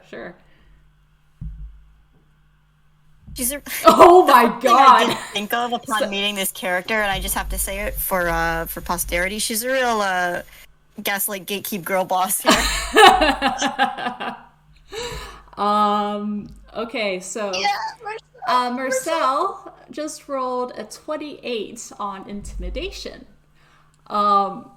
And the swan. So what do you do, Mersel? You know that thing where some people are really tall, but they feel like small just because they're like really nice and they don't like stand up like completely straight. Yeah. And like this whole time, Mersel has been leaning down or crouching down to like talk to the skin, but like when the goose like keeps pressuring the child, he kind of like stands up to his full height, and I would like to remind you that Mersel is 6'11" with his heels on. Well, that is definitely taller than the swan. She actually like tries to straighten up her neck to match you a little bit, but look, you're tall and you're kind of you're kind of scary looking, and she initially is about to talk about how you're just all ganging up on me now, is that it? But now she's just kind of like she hisses a little to herself and shakes her head and goes like, fine, just fine, just talk to him, see what I care. And she... Thank you so much, ma'am. For a second there, I thought you were prioritizing your camera over what seems to be an upset little boy. Oh, she bristles a bit at that, but you can see her kind of like slumping a little bit. Blink at this point has said like, okay, thanks anyway, and he comes back and he's got like a hat on that he didn't have before, and in one hand he's got like a box of like popcorn that he didn't have before. You don't know where he got it. Hi Blink. He's been talking Welcome. To people. He is here. Blink, hi. I think my name might have crossed here. Well, he takes off his hat now to like reach into cyberspace. I'm talking to someone who might have seen them. This boy. Would you? And here he kind of like smiles at the swan, like kind of sinisterly. Goes, would you talk to the swan tune here? She's very upset. Oh, sure. Oh, I'm sorry to hear that. Oh. Blink will go do this. And the swan tune kind of looks at you and kind of goes like, wow, we went from like super icy to like friendly and amicable, and like, and the whiplash kind of like startles her a little bit, and she's like, well, sure, yeah, yeah, it's been a day, yeah, yeah. and Betty, well, the mother rabbit, kind of, she's kneeling down next to Henry, and she's like, it's like, oh, thank you. Well, it's all right. Hold on. Let me see if I can. Yeah, he pulls out like a pen and paper, which he does actually have in his inventory, as I think it was the explorer's pack. I'm not very sure. Oh, nice. But he offers it to Henry and goes, "Here, you." Oh my God. Mark, what the... Hey, go on. Yeah. We'll get back to it. Okay. God, Mark, okay, I'm going on, but Mark, please tell me this is happening in the background. Yes, it's happening in the background. Okay, good. Yeah. Like, go on and do some of this, and then I will... It's happening over Mersel's shoulders. It's like, here's a pen and paper. If you could write down what happened. Henry sits, like, plops down onto the ground. You get the feeling he kind of hesitates a bit. And Betty kind of gently, like, pats him on the shoulder and says, Henry is still kind of learning how to write, but could you do a drawing, darling? Would that help? And Henry is going to try and do a drawing. Let's see how well that happens. Let me quickly... As he's doing the drawing, can I describe a little bit about what's going on in the background? Of course. Yeah. Because in the background, Blink has gone up to this lady, and he has no context for this. So he's just like, okay, can you tell me what you saw? And he says, oh, wait, let me just get, and he's fishing around in his pockets, and I rolled a 1 for hammer space. Yeah. So he pulls out a bag of marshmallows, and he goes, well, that's not it. Hang on. And he's going to do it again. Oh, he's just going to get it this time. And he pulls out his own... He pulls out his own pen and paper, and in the way of, like, I'm going to write down what you say. Oh, awesome. Type of thing. Like, he's going to take notes. Damn, I was really hoping that would go on a little longer, but that's fine. That's fine. Wow. So Henry... has plopped down and, like, look, this is a 3-year-old kid. He's taking his time trying to draw what he saw. But gosh, this little kid with maybe a very stubby opposable thumb is doing... Actually, you don't know how he's holding the pen. It's just kind of sticking to his hand, and he's drawing, and he draws a circle, and then, like, a circle around the circle, but, like, at an angle, and he basically scribbles a picture a very familiar looking shape of that you have come to become familiar with, and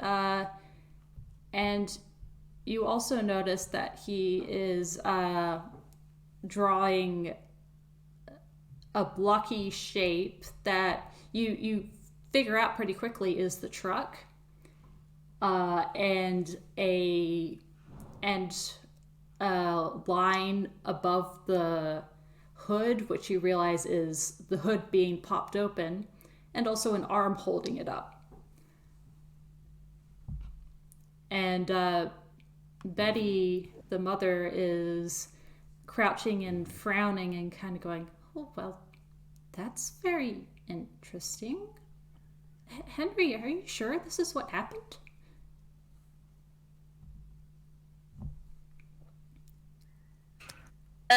Inky, I hate to say this, but can you repeat your description of the drawing? I zoned out. No, that's all good. Basically, the drawing is of M1A holding up the hood, the hood of the truck. And Marcel's looking at that and going, "Oh, all right. Blink." Yeah. And what's Blink been doing? He's basically asked this lady what she saw. This lady actually, she's like, "Oh, well, okay, name's Tiffany. I'm obviously a trucker, but I was heading back from my coffee, from another coffee break. You know how many of these I need to take. Anyway, I can only imagine. You have no idea." And I don't. And she basically goes, "No, I was minding my own business. I was heading back to my truck, and I suddenly hear this loud bam at the other side of coming from." She gestures behind her to the other side of the street. "I was approaching from the other side of the street, and then I see something small. I see something small at my hood, and whenever I said something, the hood slammed back down, and I rushed over, and I see this little one," and she points at the little rabbit, Henry, holding my camera. And I remember I locked my door. My camera was supposed to be inside my cabin, so I don't know how he broke in and got it, but clearly." Inky, how tall is the truck? It's pretty tall. It's like I'd say 2 meters. How much is that in feet? Like That's whatever. Like I know what 2 meters looks like. Okay, cool. It's pretty tall. It's like pretty 6 tall. feet? Yeah, something like that. Yeah. So I think Blink is just trying to think about the logistics of like. At this, however, Betty makes a face. If you want to roll insight.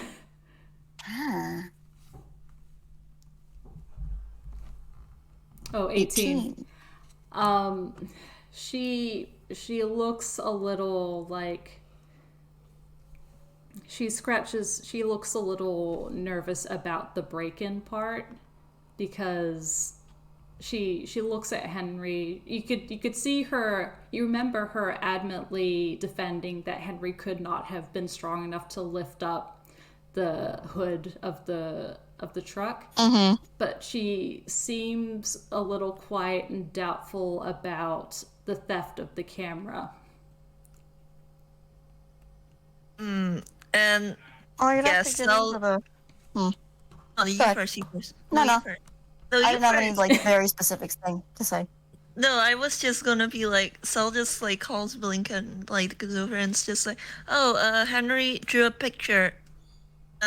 Well, Blink." And when he kind of shows the drawing to Blink. Yeah, Blink looks at it, kind of squints his eyes, flips it upside down, looks at it again.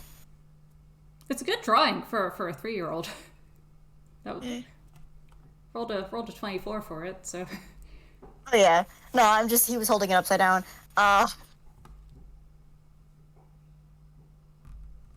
think Blink is just gonna say like, uh-huh.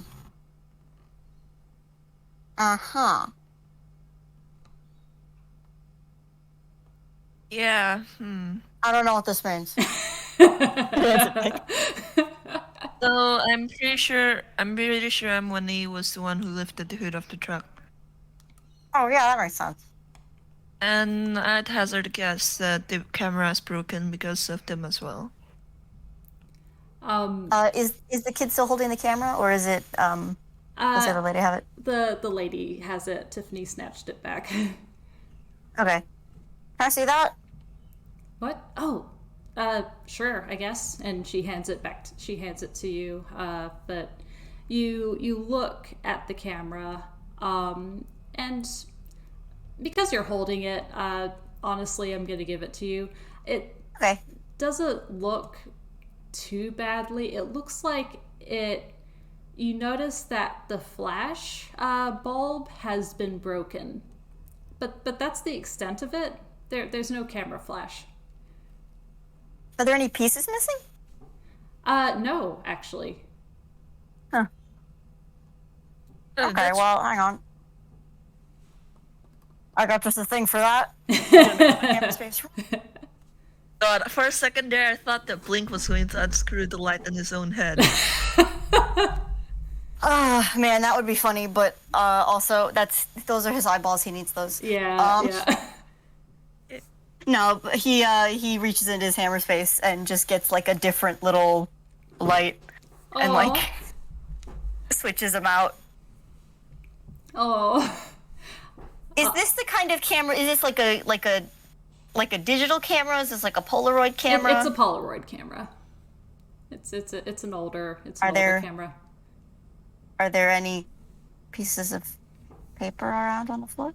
Are there any any pictures?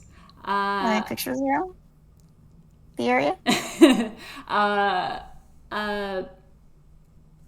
Well, first Tiffany is like, thank you for that. I guess wow. I think what Blink does is once he's replaced it, he like turns to her and takes very quickly a picture, like a what's the word? like a candid picture of her just to like make sure it works, but he just does that. Something prints out, and you see like this very kind of unflattering shot. Her eyes are half closed. It's a little blurry.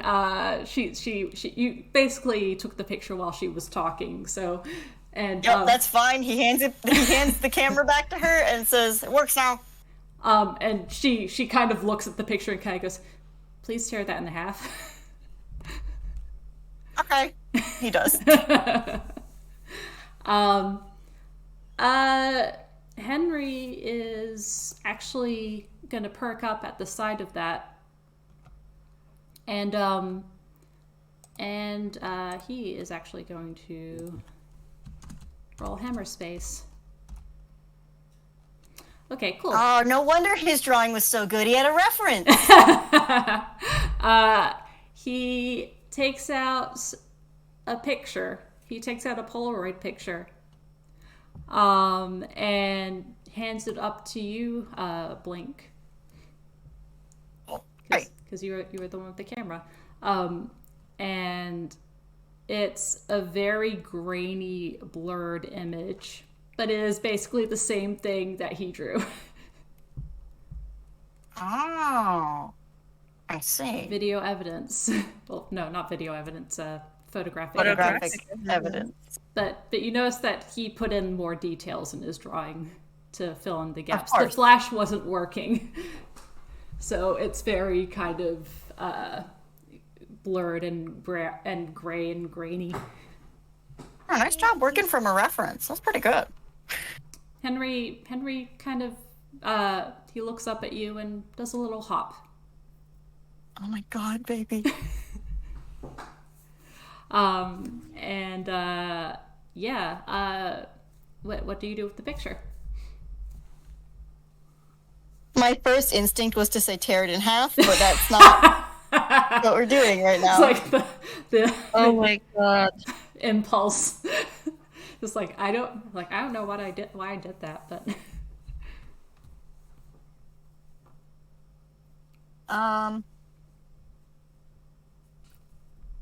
Dang. I think Blink is just gonna go like, hey, where did you find this? Henry points at the camera that Tiffany is holding and then points at like the tire part of the truck. Make an investigation check. Sure. But both of you check out this area. Oh wow, okay. 23. Oh wow. Marcel, do you want to see if you I am, but I don't think it's gonna roll very high, teeth. Oh no! Okay, eat my words. Both of you, you notice that Henry. At first, you thought Henry was pointing towards like the front tire of the truck, but you notice that instead he's actually pointing at the bit of sidewalk below the truck cabin door. And you notice some tiny little shards. Some tiny little glass shards. And you now Blink, I think you piece together what happened pretty quickly because of that 23. Henry found this camera on the ground right below the cabin door of the truck. Because Tiffany opened the door and closed it, opened the door, the camera fell out, and she rushed off in a hurry without noticing it. And then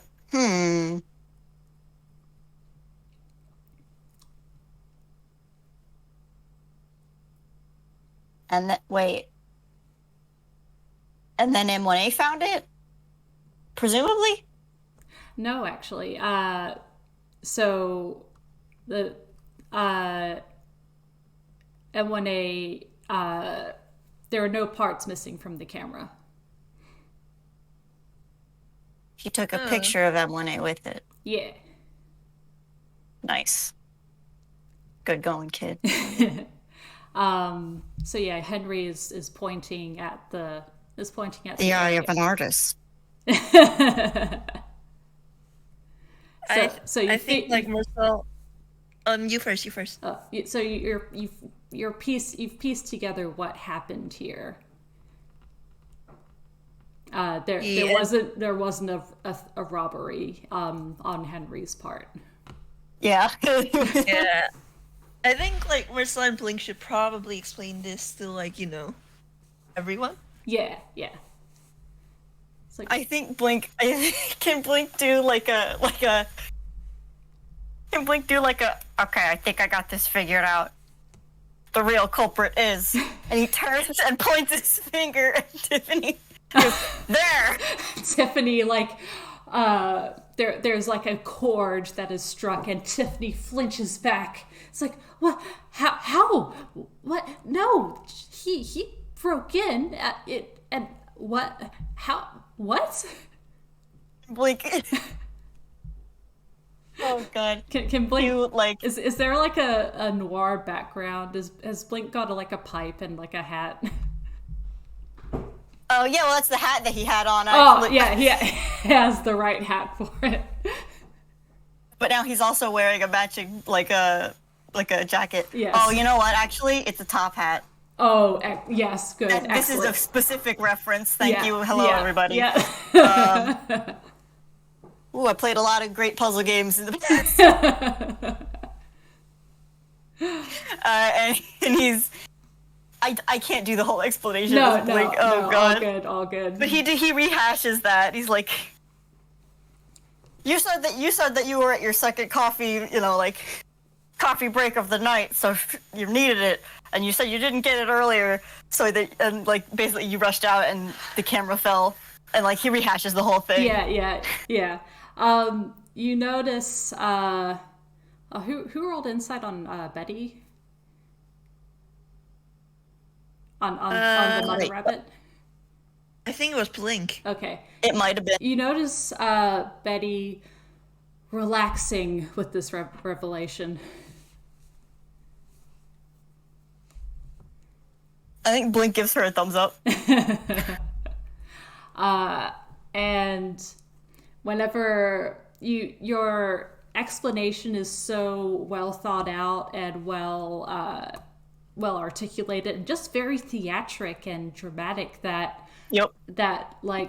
even Tiffany kind of grudgingly kind of puts the pieces together and goes, well, just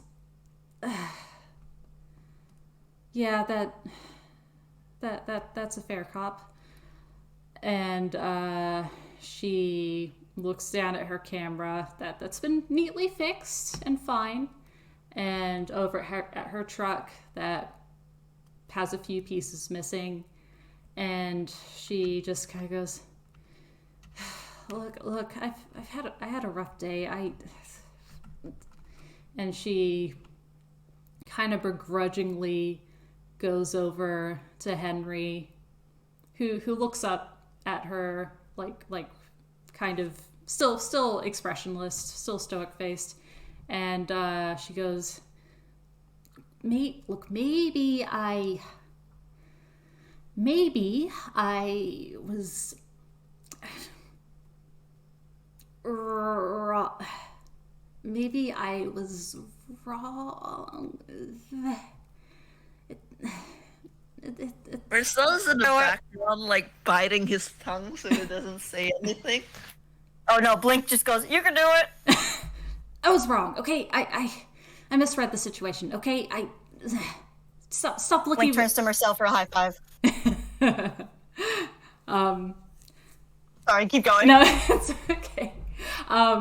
And Tiffany just kind of look, and she rubs her temples like look, I saw, and she looks over at Betty and the rest of you and goes, how do you do this? How do you do this? He's just staring at me. Marcel just raising an eyebrow. You apologize because you misread the situation and because he deserves an apology after you pressured him like that.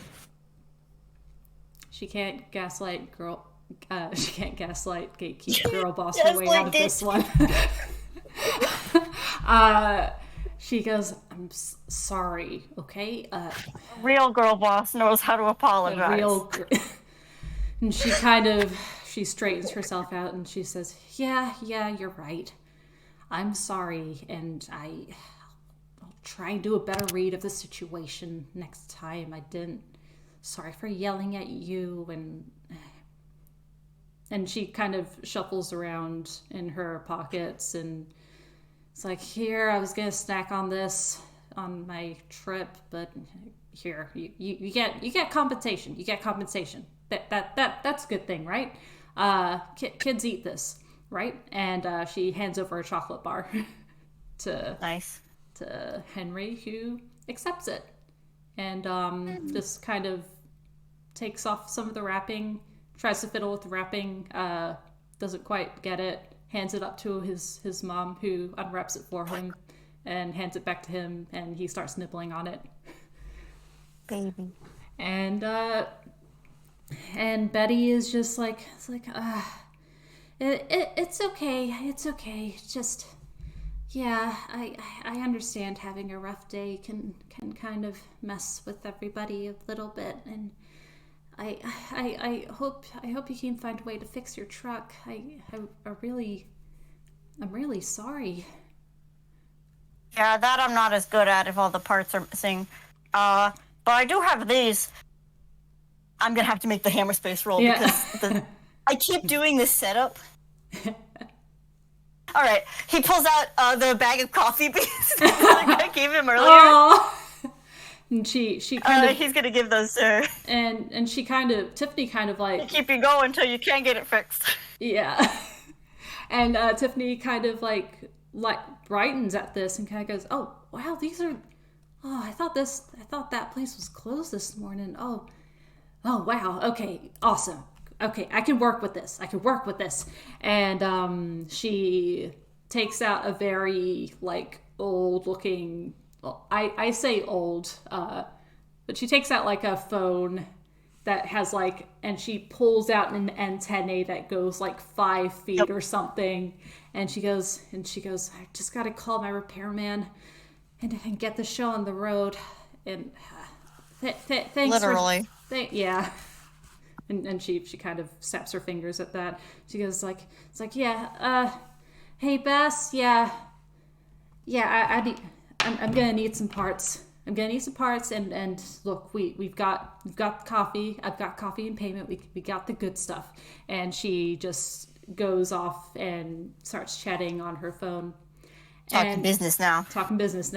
And Betty is kind of... She sighs in relief and says, "Thank you two so much. It's hard to explain things sometimes." And she looks down at Henry, who's happily nibbling his chocolate bar.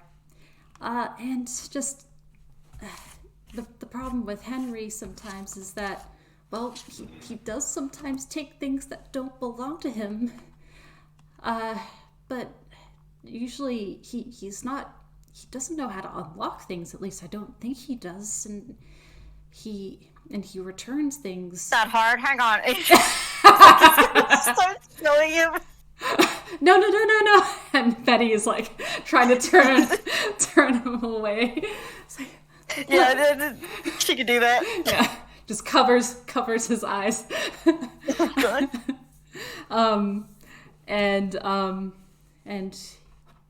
And she goes like, he's a bright boy and he's a sweet boy, but well, he doesn't know what he can take and what he is allowed to have and stuff like that. And look, I make sure he takes stuff back, and he always will, but yeah, I was just worried for a minute there. And Henry kind of questioningly looks up at his mom and just kind of keeps sniffling and says, "Is there anything I can do for you just to pay you back?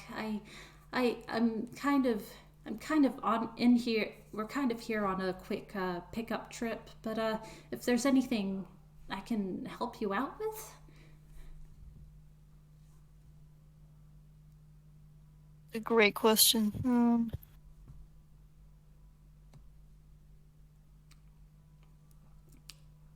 How about you, Mersel? I don't know. Uh-oh. Sorry, what did you say? Betty, the mom rabbit, is asking if there's anything she can do to help in return. Oh, no, I can't think of anything right now. I'm just glad that everything has been resolved. It just like gives a smile. Oh well, that's a relief. And I have one more question. Oh, yes, of course. And Blink actually turns to Henry and goes, "Hey, buddy. So you remember you took that picture, and I think the person, it looked like this, and he's gonna do another silent image and just pull up what it looks like. He's gonna say." Henry brightens at that, like visibly, like there's extra sparkles in his eyes. That's the extent of his expression. Do you know which way they went? Henry kind of like nods pretty enthusiastically and points down the road, like all the way down, and Betty turns to look at his pointing and goes, oh, that's just out of town. That's just a little ways. That road keeps going until we hit the outskirts. Are you sure, Henry?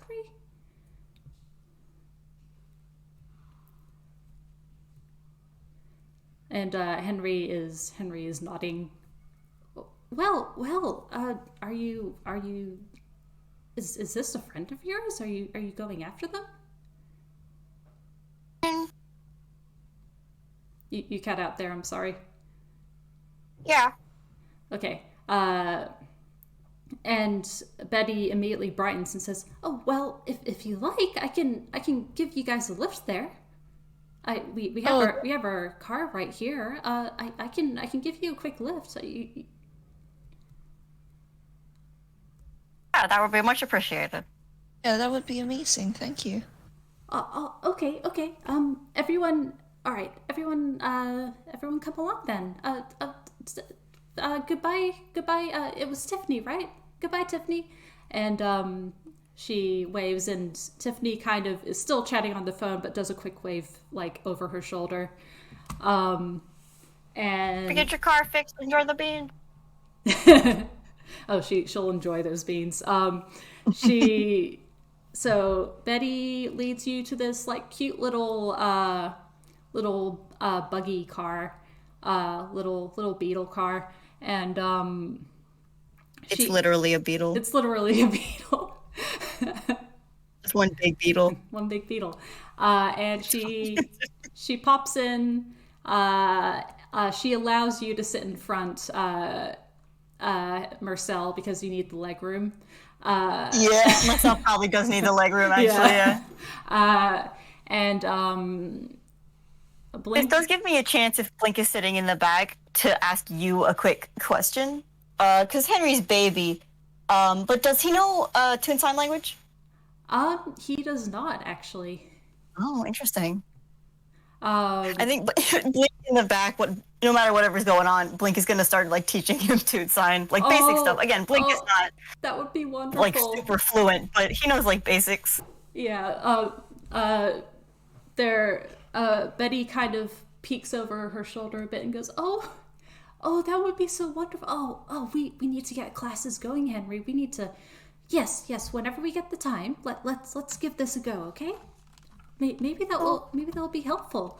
And Henry's busy learning at the back seat, but also probably still eating the chocolate. Also still eating the chocolate, but he only has one free hand because the other one is occupied by this big chocolate bar. Exactly. And but yeah, he's in a booster seat as well. Oh yeah. And you guys start driving, and Betty kind of she's looking over her shoulder at the teaching, but trying to stay focused on driving. And she was like, do you guys mind if I put on my tunes for a little bit? No, feel free. Go for it. It's like, oh, thank you so much. And she relaxes, and she turns on the radio, and and it's metal. It's speed metal, and she zooms, and she. Oh my god! And she zooms all the way down the road towards the outskirts, and you can see Henry kind of kicking his feet to the beat. Yeah, baby. But it's a speedy ride, but it's a pretty it's still very good driving. But yeah, that's good. But whenever she starts reaching the outskirts, the buildings kind of open up, and things become a bit more rural, and you realize that there are open fields of grass surrounding the town, and you realize that night has descended on Waddleton, and Now, if Blink turns on the light in the car, is Betty going to be like, you turn that light off? Actually, if you do that, Betty goes, oh, and quickly releases her foot off the gas and puts on the brakes. And she turns off the music and says, oh, please don't do that.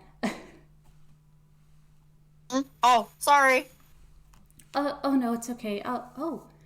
And she kind of looks around. You get the feeling she was in the zone for a bit. She's like, oh, I don't know how much farther I should go. I don't know where exactly your friend is, but And you hear a bit of a thunk against the window, and you realize Henry is pressing his face against the window, looking in a certain direction. That way? Henry looks over his shoulder and nods furiously. Okay. See, he saw something and it went in that direction. And she's like, oh, like just right now? Yeah. Oh, shoot. And Betty kind of goes, oh, well, I suppose I'll drop you both off here. Is that all right? Yep, that's great. The chase is on. Thank you. Blink's gonna go. Blink's off. Blink's gonna go. Mersel, are you gonna go? Mersel, you going? Yeah, Mersel's gonna go as well. Mersel, you hop out, stretch your legs, because despite the extra leg room, it still was pretty cramped for you in there. Yeah. Like he has to do that stretching, like popping thing. Yeah. And Betty's like, oh dear. Well, I hope this helped. I hope you find your friend. Well, we have to go back, Henry. It's past your bedtime. And Henry's kind of just quietly vibrating in his seat. And she's like, oh. Because of the chocolate. Yeah, and she's like, oh. Well, you'll pass out eventually, I'm sure, but oh dear. And she closes the door, wishes you both a good night, and she heads back towards Waddleton. And in the distance, you hear muffled speed metal. Nice. Oh, that's so good. I can't believe I guessed right. You guessed exactly right. And now you guys are out. Blink definitely does wave to the car as it goes. Until, like, you can't see it anymore. Like, they make a turn somewhere. Yeah. You in the distance, you see the city silhouette of Waddleton, with lights and stuff. And it's quite pretty. It's quite pretty, admittedly. And the stars are up above you, and there's a quiet wind blowing around you along the grass. And I would like you both to make perception checks. God, okay. Oh, well, nat 20. Hey. Team from Blink, that's respectable. I'm like, would a light help? But probably not if we're looking for something else that emits light, presumably. Well, Mersel, it's not hard to see, but the details around dark vision, by the way. I should say this. He has dark vision. He has dark vision? Awesome. Okay. What? Yeah, Mersel has always had dark vision. It's one of his invocations. Holy crap. Amazing. So, basically, you look around and you notice, because of your nat heckin' 20, there is a small rundown looking shack in the middle of the field, and it strikes you as something long abandoned. It was maybe like a storage shack for like farming a long time ago when this land was still being used for that, but it's long since been abandoned. And you notice that there are small piles of around it are small, I'd say small piles, but they're pretty neatly organized actually, of trinkets and little bits and pieces of machine parts around it, and you definitely know who might have done such a thing. Yeah. Yeah. Blink, you see the shack and you see the machine parts. You piece that together too, but you don't really see, you don't really put the pieces together until a bit later. Sure. What do you I guys? think Link goes over to the piles of machine parts and starts I don't want to say like digging through them, but he does start like picking up pieces and looking at them and fiddling with them and then putting them back. So, Blink, you said you made your way towards the. Yup. Okay. Roll a. What's it called? Let me check my total. Dex saving throw. Actually, yeah. Roll a dex saving throw. Oh shit. Gosh. Okay. 22, natural 20. Nat 20. So whenever you stepped forward towards the outside of the shack, like around the area around it, basically, the ground gave way, and you feel a sense of dread as the floor gives way, and you're falling, and suddenly you're in a pit that's about waist high, and you're fine. Oh. You okay there? Yeah, careful though. The ground's a little unstable. Oh, does Mersel have to make a dex save to like? Just keep an eye out for the animation cells. Wow, this is a very complicated sequence.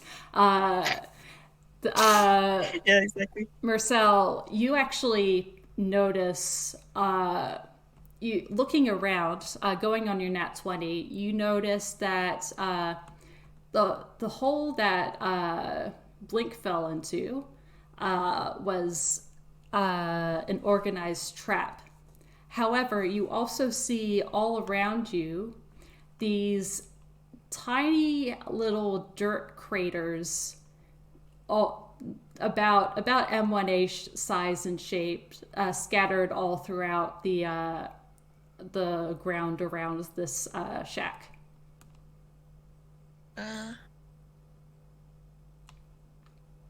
And I want you to roll history. Okay, here we go. Okay, 11. You kind of wonder, you distantly wonder why M1A would crash land with such force at this particular area all the time. I don't like that. Can Mersel call out to M1A? Sorry? Can Mersel like call out to M1A? Like, can he just go like, M1A, are you here? You can, and you get no response. Is there anything in this hole? No, it's just a trap. Okay. I don't like this. Do you guys want to head closer to the shack? Yeah, Blink's still going to look at those piles. Yep. Okay. You're just gonna try and look again? I mean, should I roll an investigation for traps? Would you like to roll an investigation, both of you? Yeah. 16. Oh, that just makes it. Vamp. Okay. Vamp. I'm gonna roll a d10. Excellent. Okay, Vamp. You trip on some neat. Vamp. Mersel, you trip on some neatly arranged wires, and you fall to the ground, and you get up, but you're kind of covered in wires right now. You're kind of all tangled up. All right. A little tied up here, Blink. Oh no. Can Mersel roll? Can Mersel roll anything to get his dagger out and start cutting through the wires? Can Mersel roll? And I thought you meant like he was gonna start rolling along the ground. And Mersel start rolling along the ground. Mersel can roll a dex. Straight dex? Yeah, straight dex. Oh, that definitely does it. You don't even need Blink's help. You don't even need Blink's help. Yeah, you kind of He'll still come over. You finagle your way to get a dagger out, and you cut yourself free of the wires. Imagine he probably like rolled up his sleeves and got his daggers, and like you know that like anime sequence when like there's a swordsman or something that like just like cuts everything in a blink of an eye. Yeah. That's basically what happened with his dagger. You know what Blink does? Blink comes over and he provides the dramatic lighting. Yes, good. Awesome. Like adjusts his hat, and then he's like, okay, yeah, that was so embarrassing. Do you see anything? Huh? Do you see anything? Like other than what we're looking at, or? Yeah. Have you found anything? So I'm trying to look at these piles, but it seems like the narrative really does not want me to go over there, so...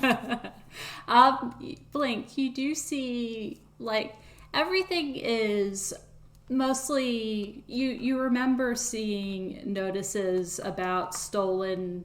Like, back in the cafe in the corkboard. You remember notices of things that have been stolen or taken... And like there's the marbles, there's the really good rubber band, there's the paper clips, there's a squeaky toy, there's a bucket, there's a rake. There's a rake here too. It would have been painful if you stepped on that. There's like a whole bunch of stuff that's kind of been arranged around the shack. That's been kind of, you feel like it's been organized so that they can be sifted through. Huh. What do you guys do? I mean, I think at this point, if Blink is traversing like actual area, he does just have the light on now. Yeah. Sorry, Mersel, about your cool dark vision. Blink does not have that. His dark vision is he makes his vision into light. Yeah. His light vision. His light vision. I think Marcel's like fine with it. It's just like there is that moment of adjustment. You know when you go from like a really dark room to a really brightly room. Like he has to kind of like blink rapidly for a moment. Blink rapidly. Oh no, actually it's lightly. Mr. Sorry, I couldn't resist. Mr. Rapidly is my father's name. No. But basically. No. Yeah. But basically, yeah, you guys are still outside the shack, and you've. Are there any like noises or anything? Not really, no. Yeah. What do you guys do? I mean, if the piles aren't helping, I'm gonna go look in the shack, right? Yeah. What were you gonna? Sorry, Matt. What were you gonna say? Well, I was just gonna say like roll investigation within the shack. So you guys are going into the shack? I mean, yeah, at this point. Okay. You guys head on in there, and it's dark, but that doesn't matter. I would like you guys to roll perception while you're in there. Yeah. What I think I was gonna do this before you said that. But we could have it go after. But I think Blink is going to, like, catch Marcel's, like, he can reach his hand, right? And Mersel feels like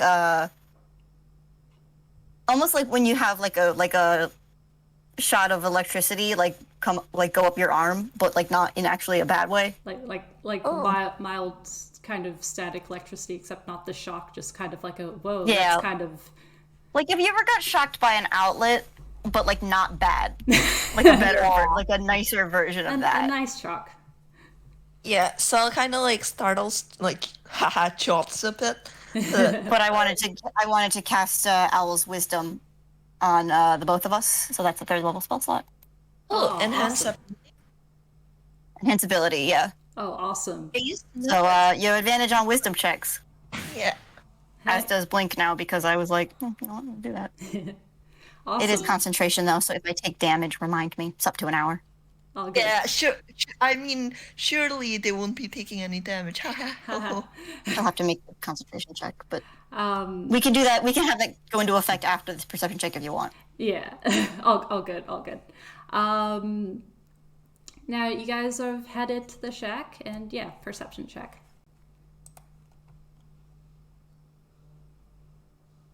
God, perception check. Let's go. Let's go. Nice.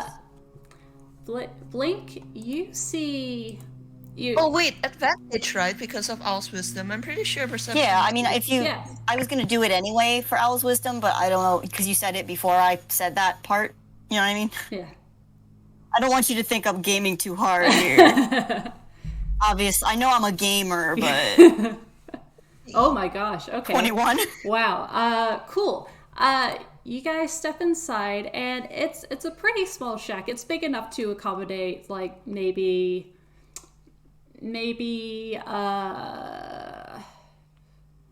it's about a Larry high and a Larry wide. So it's a little cramped in here, but there's enough space to move around a bit. And you notice that there's wooden barren walls. Some of them there's some very old farming equipment just kind of hanging up on the walls a bit. You see an upturned wooden crate on the ground to the left, and because you rolled a 21, Blink, you notice that there are some pieces of metal on it, and as well as the little hammer that you lent to M1A.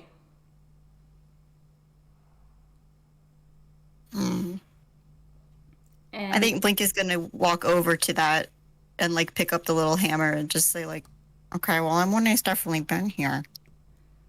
Oh, you recognize that hammer? Yeah. Like I said before, I gave it to them. And the pieces on Yeah, that was my next question. the pieces of metal on the little makeshift workbench, I guess, is a little. You don't know what it is actually. You see it's like a thin kind of rectangular shape, but the top plating of this shape is missing and to the side. Yes, like a little thin rectangle metal shape with the top missing, and you realize that it's to the side, and you remember that it's the part that you and M1A were trying to flatten out together. Yeah, Blink painted one. Yeah, Blink painted one, and you. Is that one here? It's the same one. Oh. It's the same one you painted. But yeah, Mersel, you rolled a 15. I will say that Yeah, you don't quite know what's going on with the little upturned crate, but you do recognize you do see a little cookie right there that's just kind of sitting there next to this all the rest of this work stuff. And Things I own now. and it's one of the low sugar cookies that you gave to M1A. Yeah, he's definitely been here pretty recently. Are they here now though? Roll investigation. That's an 8. That's an 8. Oh, cool. Blank, you're only ho. Oh my gosh. 23! 23! Holy shit. Okay. Blink, your light is kind of like drowning out.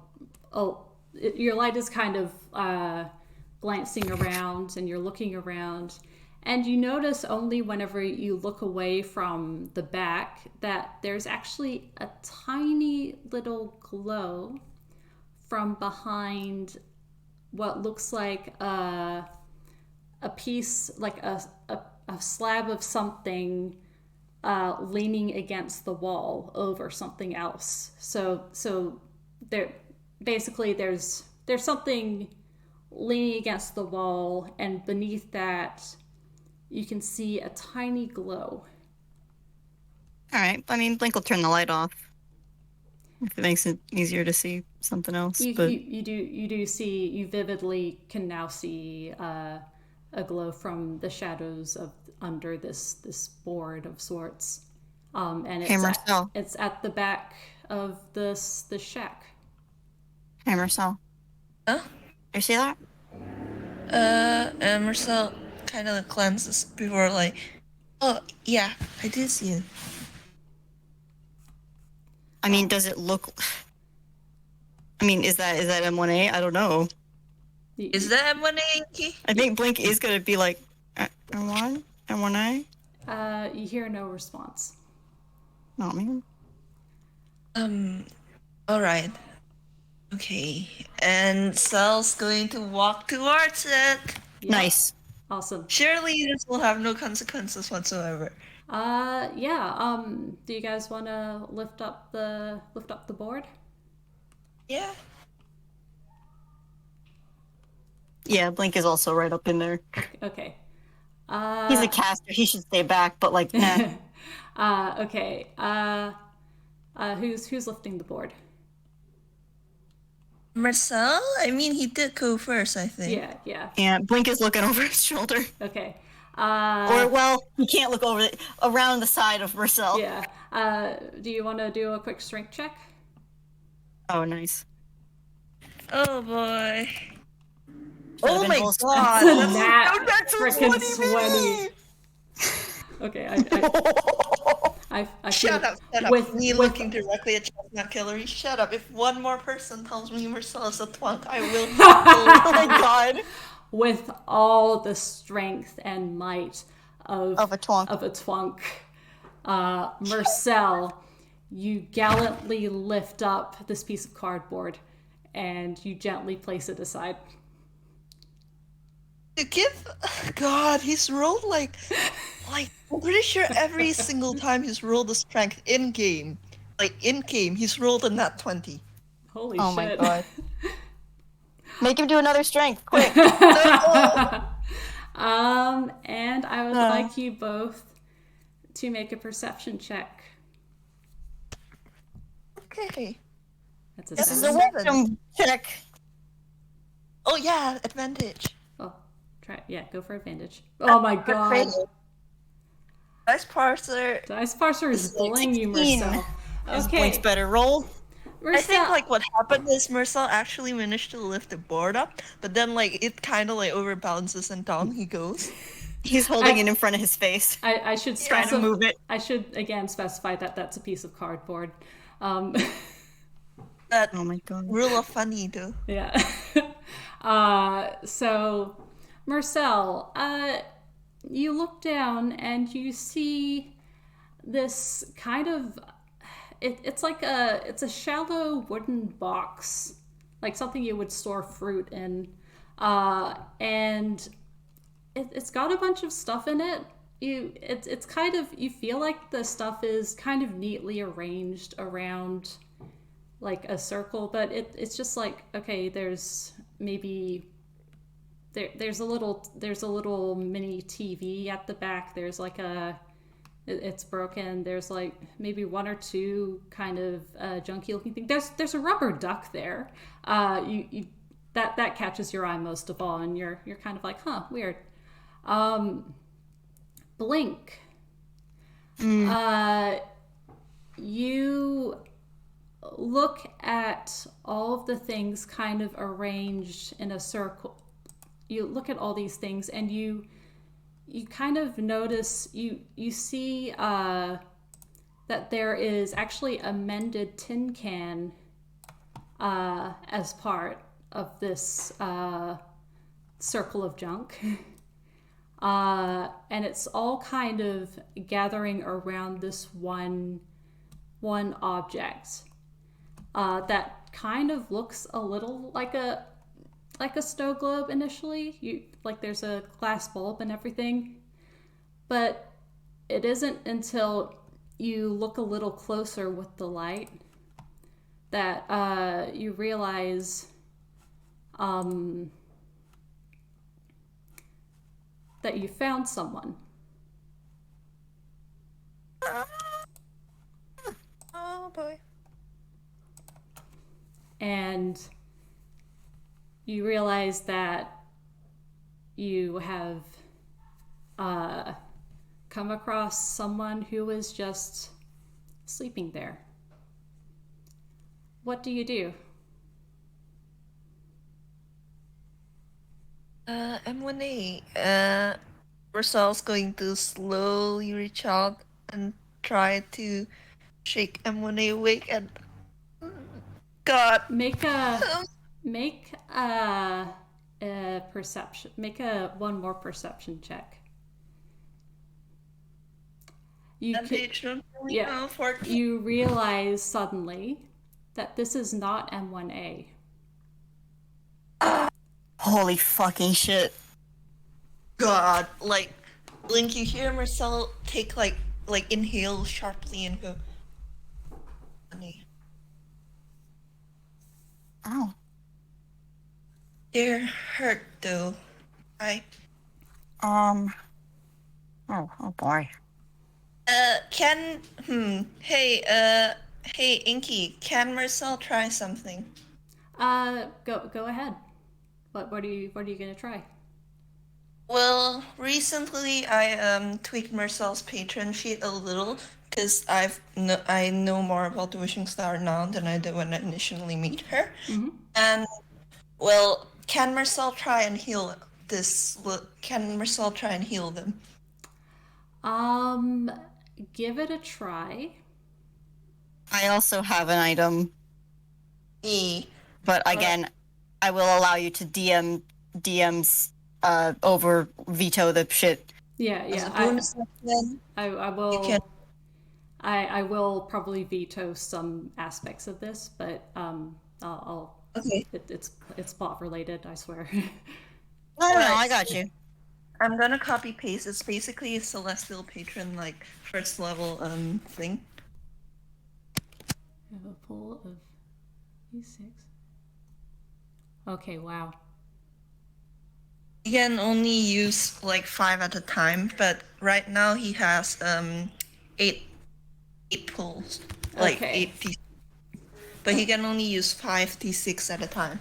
Okay. Could also say that this is not something like hit points would heal. There are other things. There are not. This is, I will say straight up, this is not something hit points can heal. However, if you would like to give it a try, I will allow it. Yeah, because Marcel doesn't know that, and he wants to like give it a try. So like he just kind of like reaches forward, and like his hand like glows with like pale blue magic. Okay, so as this happens, the light lands on this little UFO, and the light kind of crackles and digitizes a little around it, and one of its eyes shoots open, and it looks up at you, at the both of you right there, and shaking furiously, it suddenly goes beep beep beep beep beep beep beep beep beep. Oh shoot. Beep beep beep beep beep beep beep beep beep. Oh, I think Blink just goes, hi. Like, this creature is shivering, and I'm gonna see if it can. Let's see. Hang on. Apologies.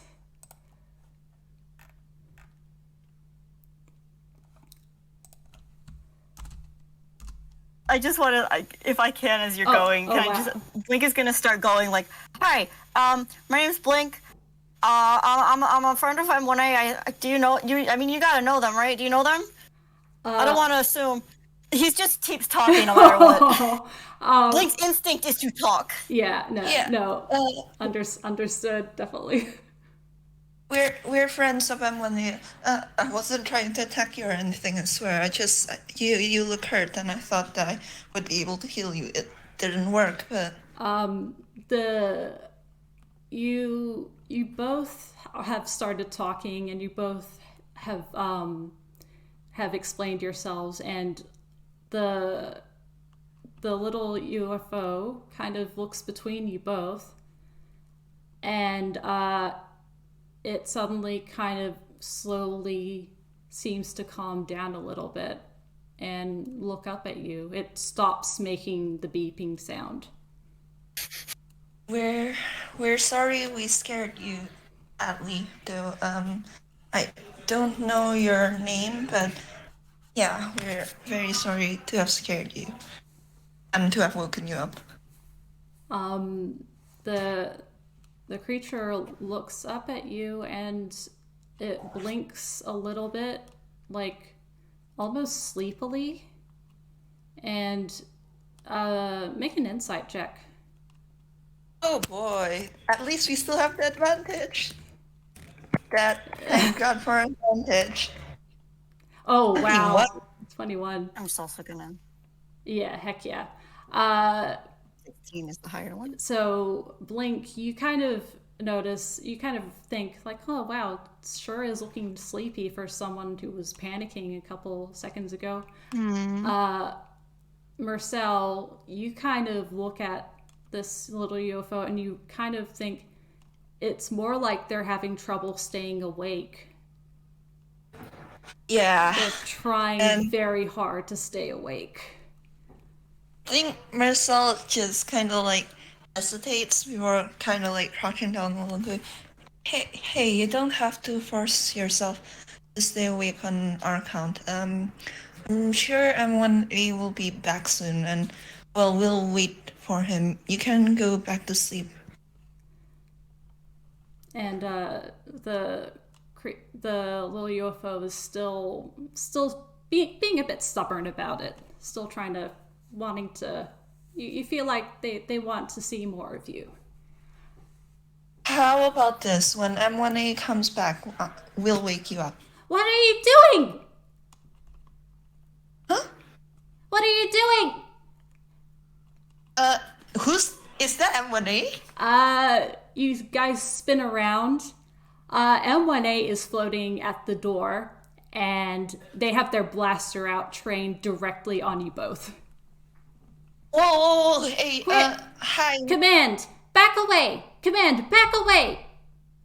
Yeah, hold on. Yeah, of course. Blink starts backing away, and he starts talking, and he goes, "Oh, hi, hi, it's good to see you again. We were looking for you because this morning when I was helping some people move, some things into their cart. I found this guy Mersel, and then we were gonna go with him. He goes as far as possible as people will let him retelling the story. Before he's cut off. They dive towards their counterpart, and they're now kind of shielding them, and their eyes are wide. What are you doing here? How did you find this place? What are you doing here? Hold on, M1A, please calm down. We'll explain. Things were missing, and people were starting to get worried, and I wanted to find you and make sure you're okay, because the last time I saw you, you weren't taking things like right from people, but it's okay, because if you need stuff, but if we were trying to find you, Blink does this. Yeah. We were worried. We were worried. I was worried. We were worried about you. So we went looking for you together, and we found this place, and I tried healing your friend, but it didn't work, and then they woke up. And actually at this, M1A kind of like, their eyes widen a little bit, and they say, they woke up? Yeah, they woke up when I tried to use my magic on them. It didn't heal them, so I'm not quite sure what happened there, but they did wake up for a bit. They were struggling to stay awake though. Is the UFO behind M1A still awake? They're stirring a little bit, and they're trying to, and as M1A turns to look at them, they're looking back up just the slightest bit, and then they're knocked back out. They fall back asleep. M1A they've dropped their blaster now, and they're staring at their friend. Who are they? What's their name? M1A is very quiet right now, and I want you to roll insight. Okay. Hey, Mock, your enhanced ability is getting a lot of mileage here. That's why he cast it. Oh wow, 21. Oh 18. Wow, 18. You suspect they look very stunned, and they also look they look very lost. And they kind of look up over at you guys, and they say, they can say their name themselves, and they turn back to them. And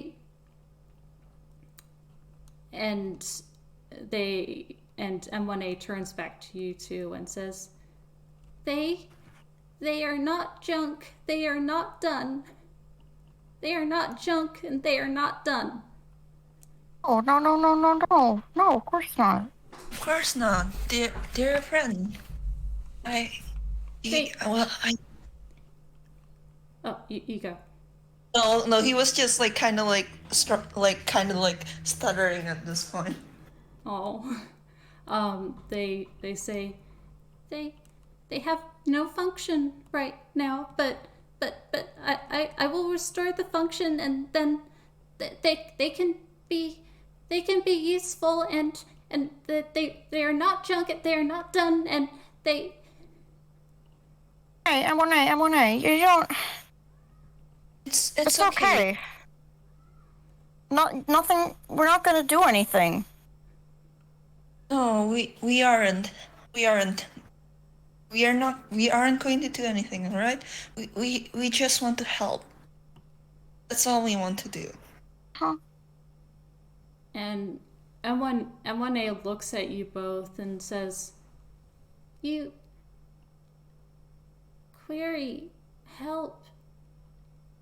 You wish to replace my role? No. It's nothing about roles or functions. It's just we just want to help you, and we just want to help her. You're a friend, and well, of course we won't let them stay hurt. And remember you had when we were talking about there can be more than one. Okay? You can have you and them can have you could do more than one thing. And M1A is kind of they're trembling a little bit, and they go, I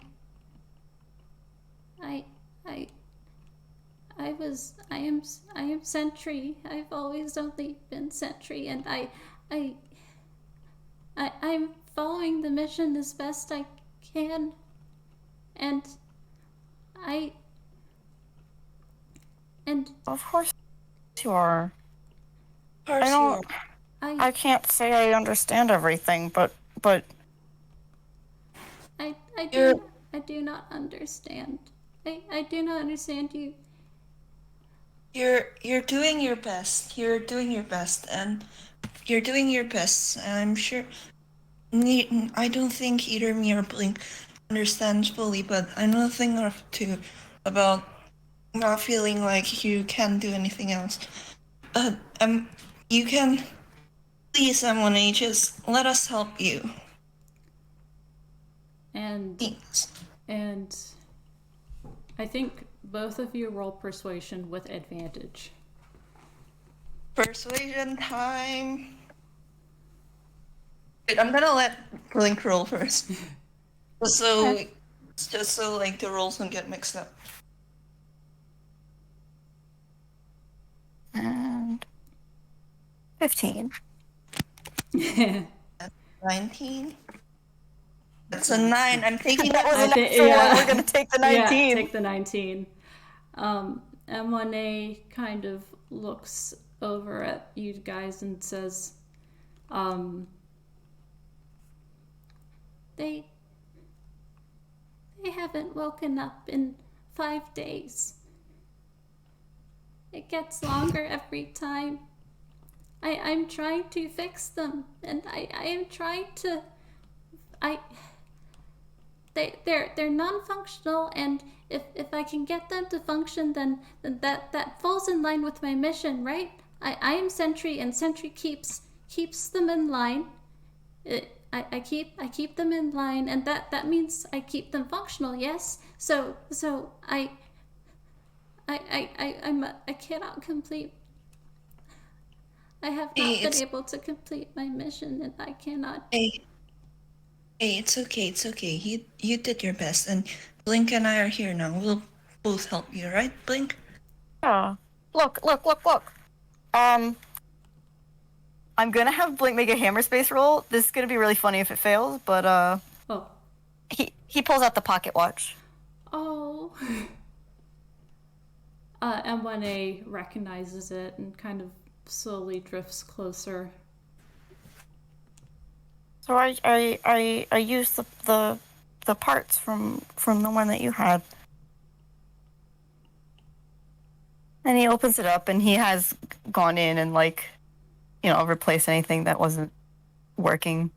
Maybe it's not as pretty as it might have been if it was done by a professional, but yeah. M1A ticking. Is it ticking? Yeah. M1A is going to put a hand on the pocket watch, and you get the sense that they are listening to the tick, and that it is slowly calming them down.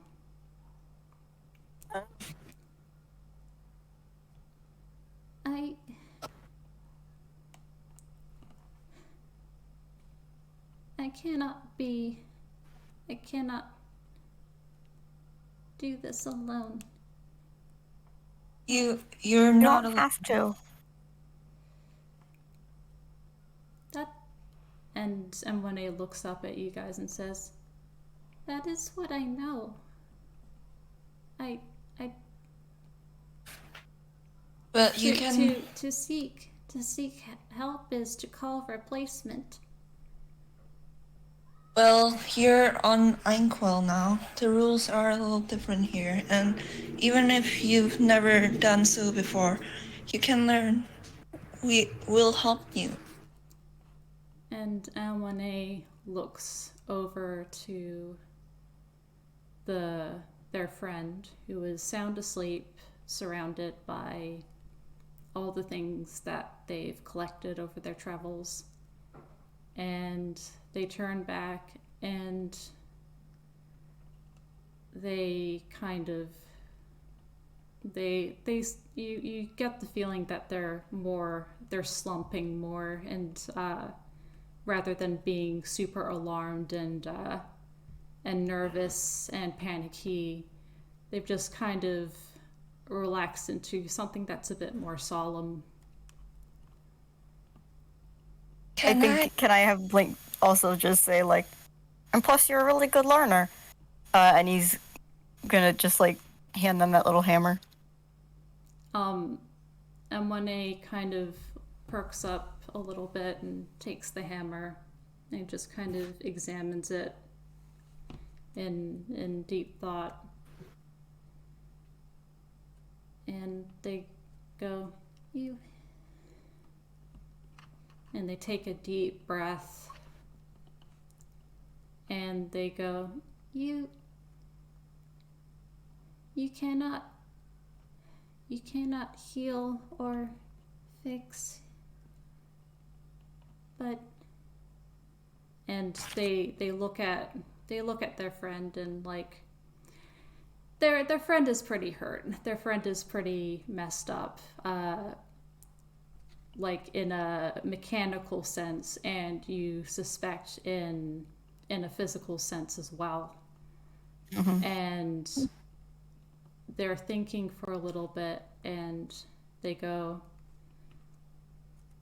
"Woodlick Doctor,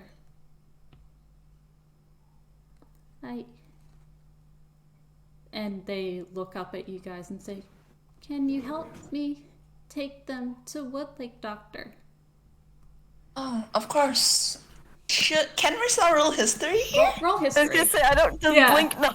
Yeah, roll history. It's like I'm pretty well, works in the studio. He must have, like, seen or at least, like, heard of like Woodlick. Blink's history is the one. Who the heck is he? Blink. I was gonna have Blink be like, "Is that guy even the doctor?" But he doesn't get that far. Yeah. Blink does not get that far. Oh, Woodlick Professor. I keep saying doctor and interchanging it with professor. Doctor, professor, same idea. Woodlick Professor. Blink looks at Mersel, as, like, hoping Mersel knows who that is. Yeah, thankfully Mersel does. He's just like, "Yeah, of course. I don't know his address, but if we take your friend back to Dodo Studios, I can ask some of the others if they can contact him." M1A immediately shakes their head and say, I know where. I remember where." Oh, yeah. Of course. Then in that case, yeah, we'll help you take them to him. And M1A just kind of slowly nods, and they, in the kind of, you think they're a bit numb. They just look dazed and a bit numb, because everything is a little different now. And they gingerly pick up the pieces from the workbench that they had, and they gently set them in the box with their friend. And they turn and look up at you two, and they say, "Careful. Command. Careful. Yeah, we'll be very careful. Blink gives a little salute. He's like, you got it. Oh, actually, can Mersel reach into the cyberspace real quick? Yeah. Okay, T10. He actually takes out like a spare like sweater from his coat, from his cyberspace, and offers it to Emma when they to put like around their friends, kind of like padding. If they like. M1A takes the sweater and they look a little confused what to do with it initially, but then they move and then they figure it out and gently pat it over their friend who's still asleep. If you might notice actually at their friend, before they put the sweater on, you notice that the best way to describe it is kind of like a pie that's been cut in a couple of pieces out, like maybe a quarter of it almost. Some parts are missing. Mm-hmm. And mm-hmm. the metal pieces that have just been placed beside their friend are those missing pieces, but that have been slowly being worked on. All right, we'll be very careful. Link, do you want to carry the box or do you want to scout ahead?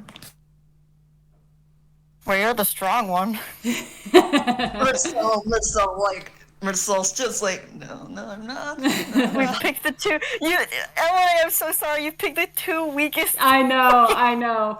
To your, so I won't make you roll for it. Is why I'm not like. It's not that weighty.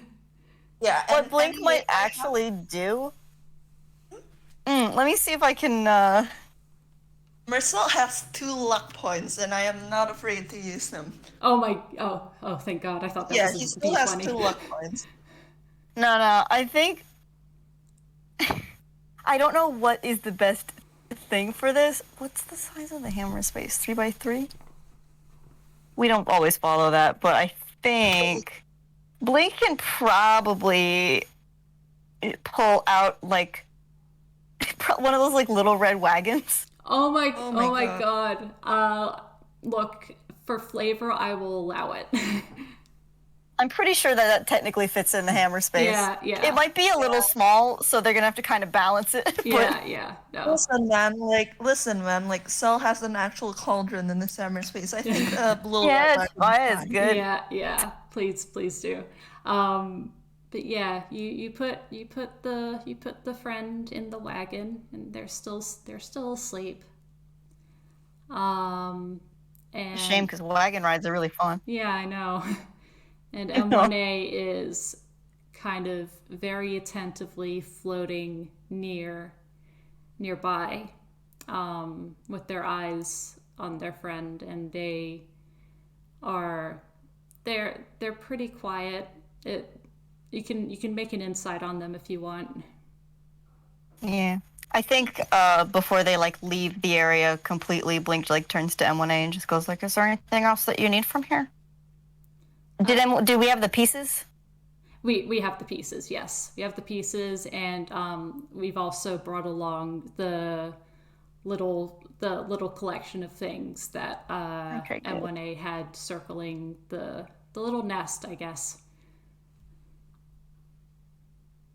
Has it been an hour? It's been an hour. Damn it. Okay, then we don't have Owl's wisdom anymore. Yeah. Oh, we could say it's maybe at the last little bit of the hour. If you want to. Yeah. Blink did take a long time to recount his whole day. Yeah. Oh, God. Oh. Okay, well, I'm gonna take the 10. Oh my God. Oh my gosh, that's in that 20. That's 13 inside. Holy shit. Blink has started pulling the wagon, so does not see. Yeah. M1A looks, so you get the insight, and M1A looks very tired. You get the feeling that they have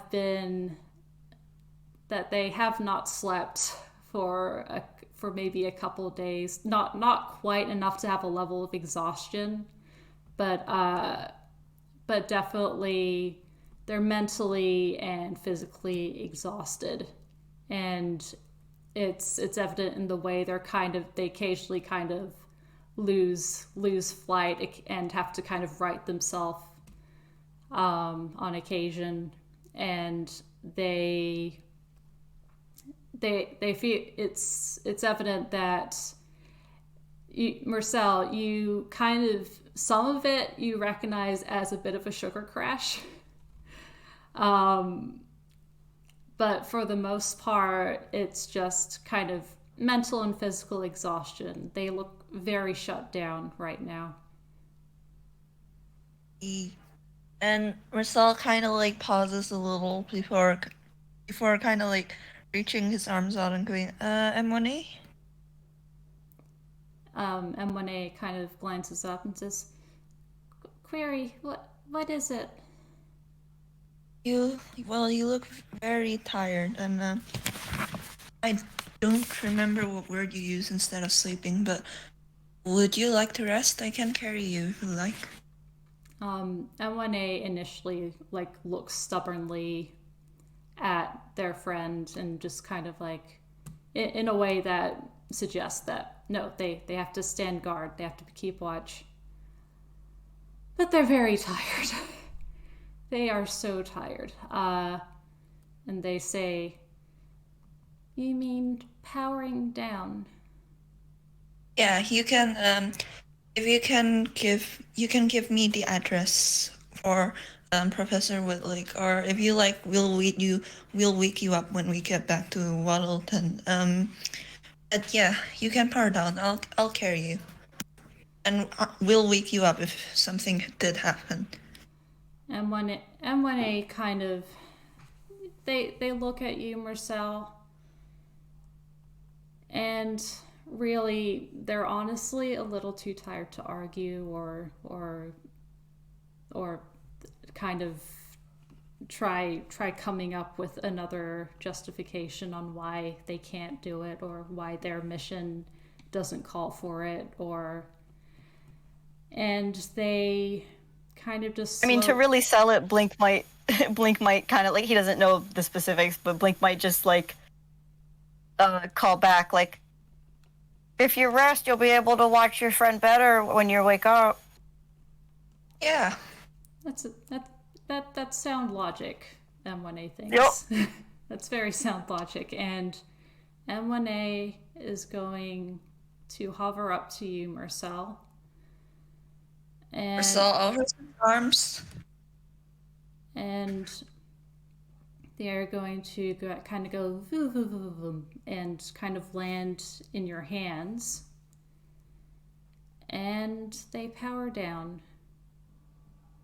Mersel kind of tucks them to his chest so they're easier to carry. And I did have them. Can I say a stupid thing really quick? Oh, please. Well, gentle Burger. Oh no, that's sweeter than what I had. I had the mental image of Mersel holding M1A like a book under his arm. No, Hope Soft Burger is really good. No, he was actually he was originally holding them like Burger, but then he kind of shifted, so he was kind of carrying M1A to his chest, if that makes sense. How you carry a baby with one arm, basically. Oh, okay. Very good. And well, the night it's very late at night here in Waddleton, and the stars are out. They're very bright, and you, Blink Lightly, are pulling a wagon carrying one very tired UFO, while Mersel, you are carrying another very tired UFO as you head on back to the warm and welcome lights of Waddleton and hope that things turn out for the better. I think, like, before we end this, I think, like, Mersel actually... Come on, don't fumble at me now. Fine. Okay. Oh, I rolled in the wrong place. Whatever. He reaches his hammer space with his free arm and, like, takes out, like, a sandwich and offers one to Blink, like, here, we haven't eaten in a while, have we? Oh, you're right. I think Blink, takes a bite of the sandwich and then starts humming, like, a little familiar tune. And I bat my eyelashes at you both, hoping you know what I mean. I'm sure you do. And M1A stirs a little in their sleep and just sleeps deeply for the first time in a long time. And I think that is where we'll end it. Yeah! Nikki, I'm gonna murder you! I love that! Also, Mark, I'm so sorry. I'm so sorry to you both if I kept zoning out. Like, it's about dinner time where I am. No. It's totally you're understandable. good. You're fine. You're fine. But yeah, gosh, thank you guys so much. Thank you guys so much for playing with me. I'm so happy with how this turned out, and I'm so happy you guys were able to make it, and you guys did amazing. Yo, you did amazing. You did amazing. God, that part where M1A was like, "Oh, I'm a sentry. Like, that isn't something I've ever done before. I can't do anything else." I was just like mentally, like, the Mersel in my head was just like, oh. Like, yeah. God, and the whole exchange with Blink and Mersel promising they'll help, and the M1A will learn still kills me, like, fucking hell. Yeah, I didn't mean for that part to hit. I was like, oh wait, yeah, Mersel would know a thing or two about that. Oh god. Yo, we gotta stop these recordings. We gotta stop these recordings real quick. Okay. Thank you guys all so much for listening, for present and future listeners, and take care. Have a lovely time zone. Bye. I have to leave to eat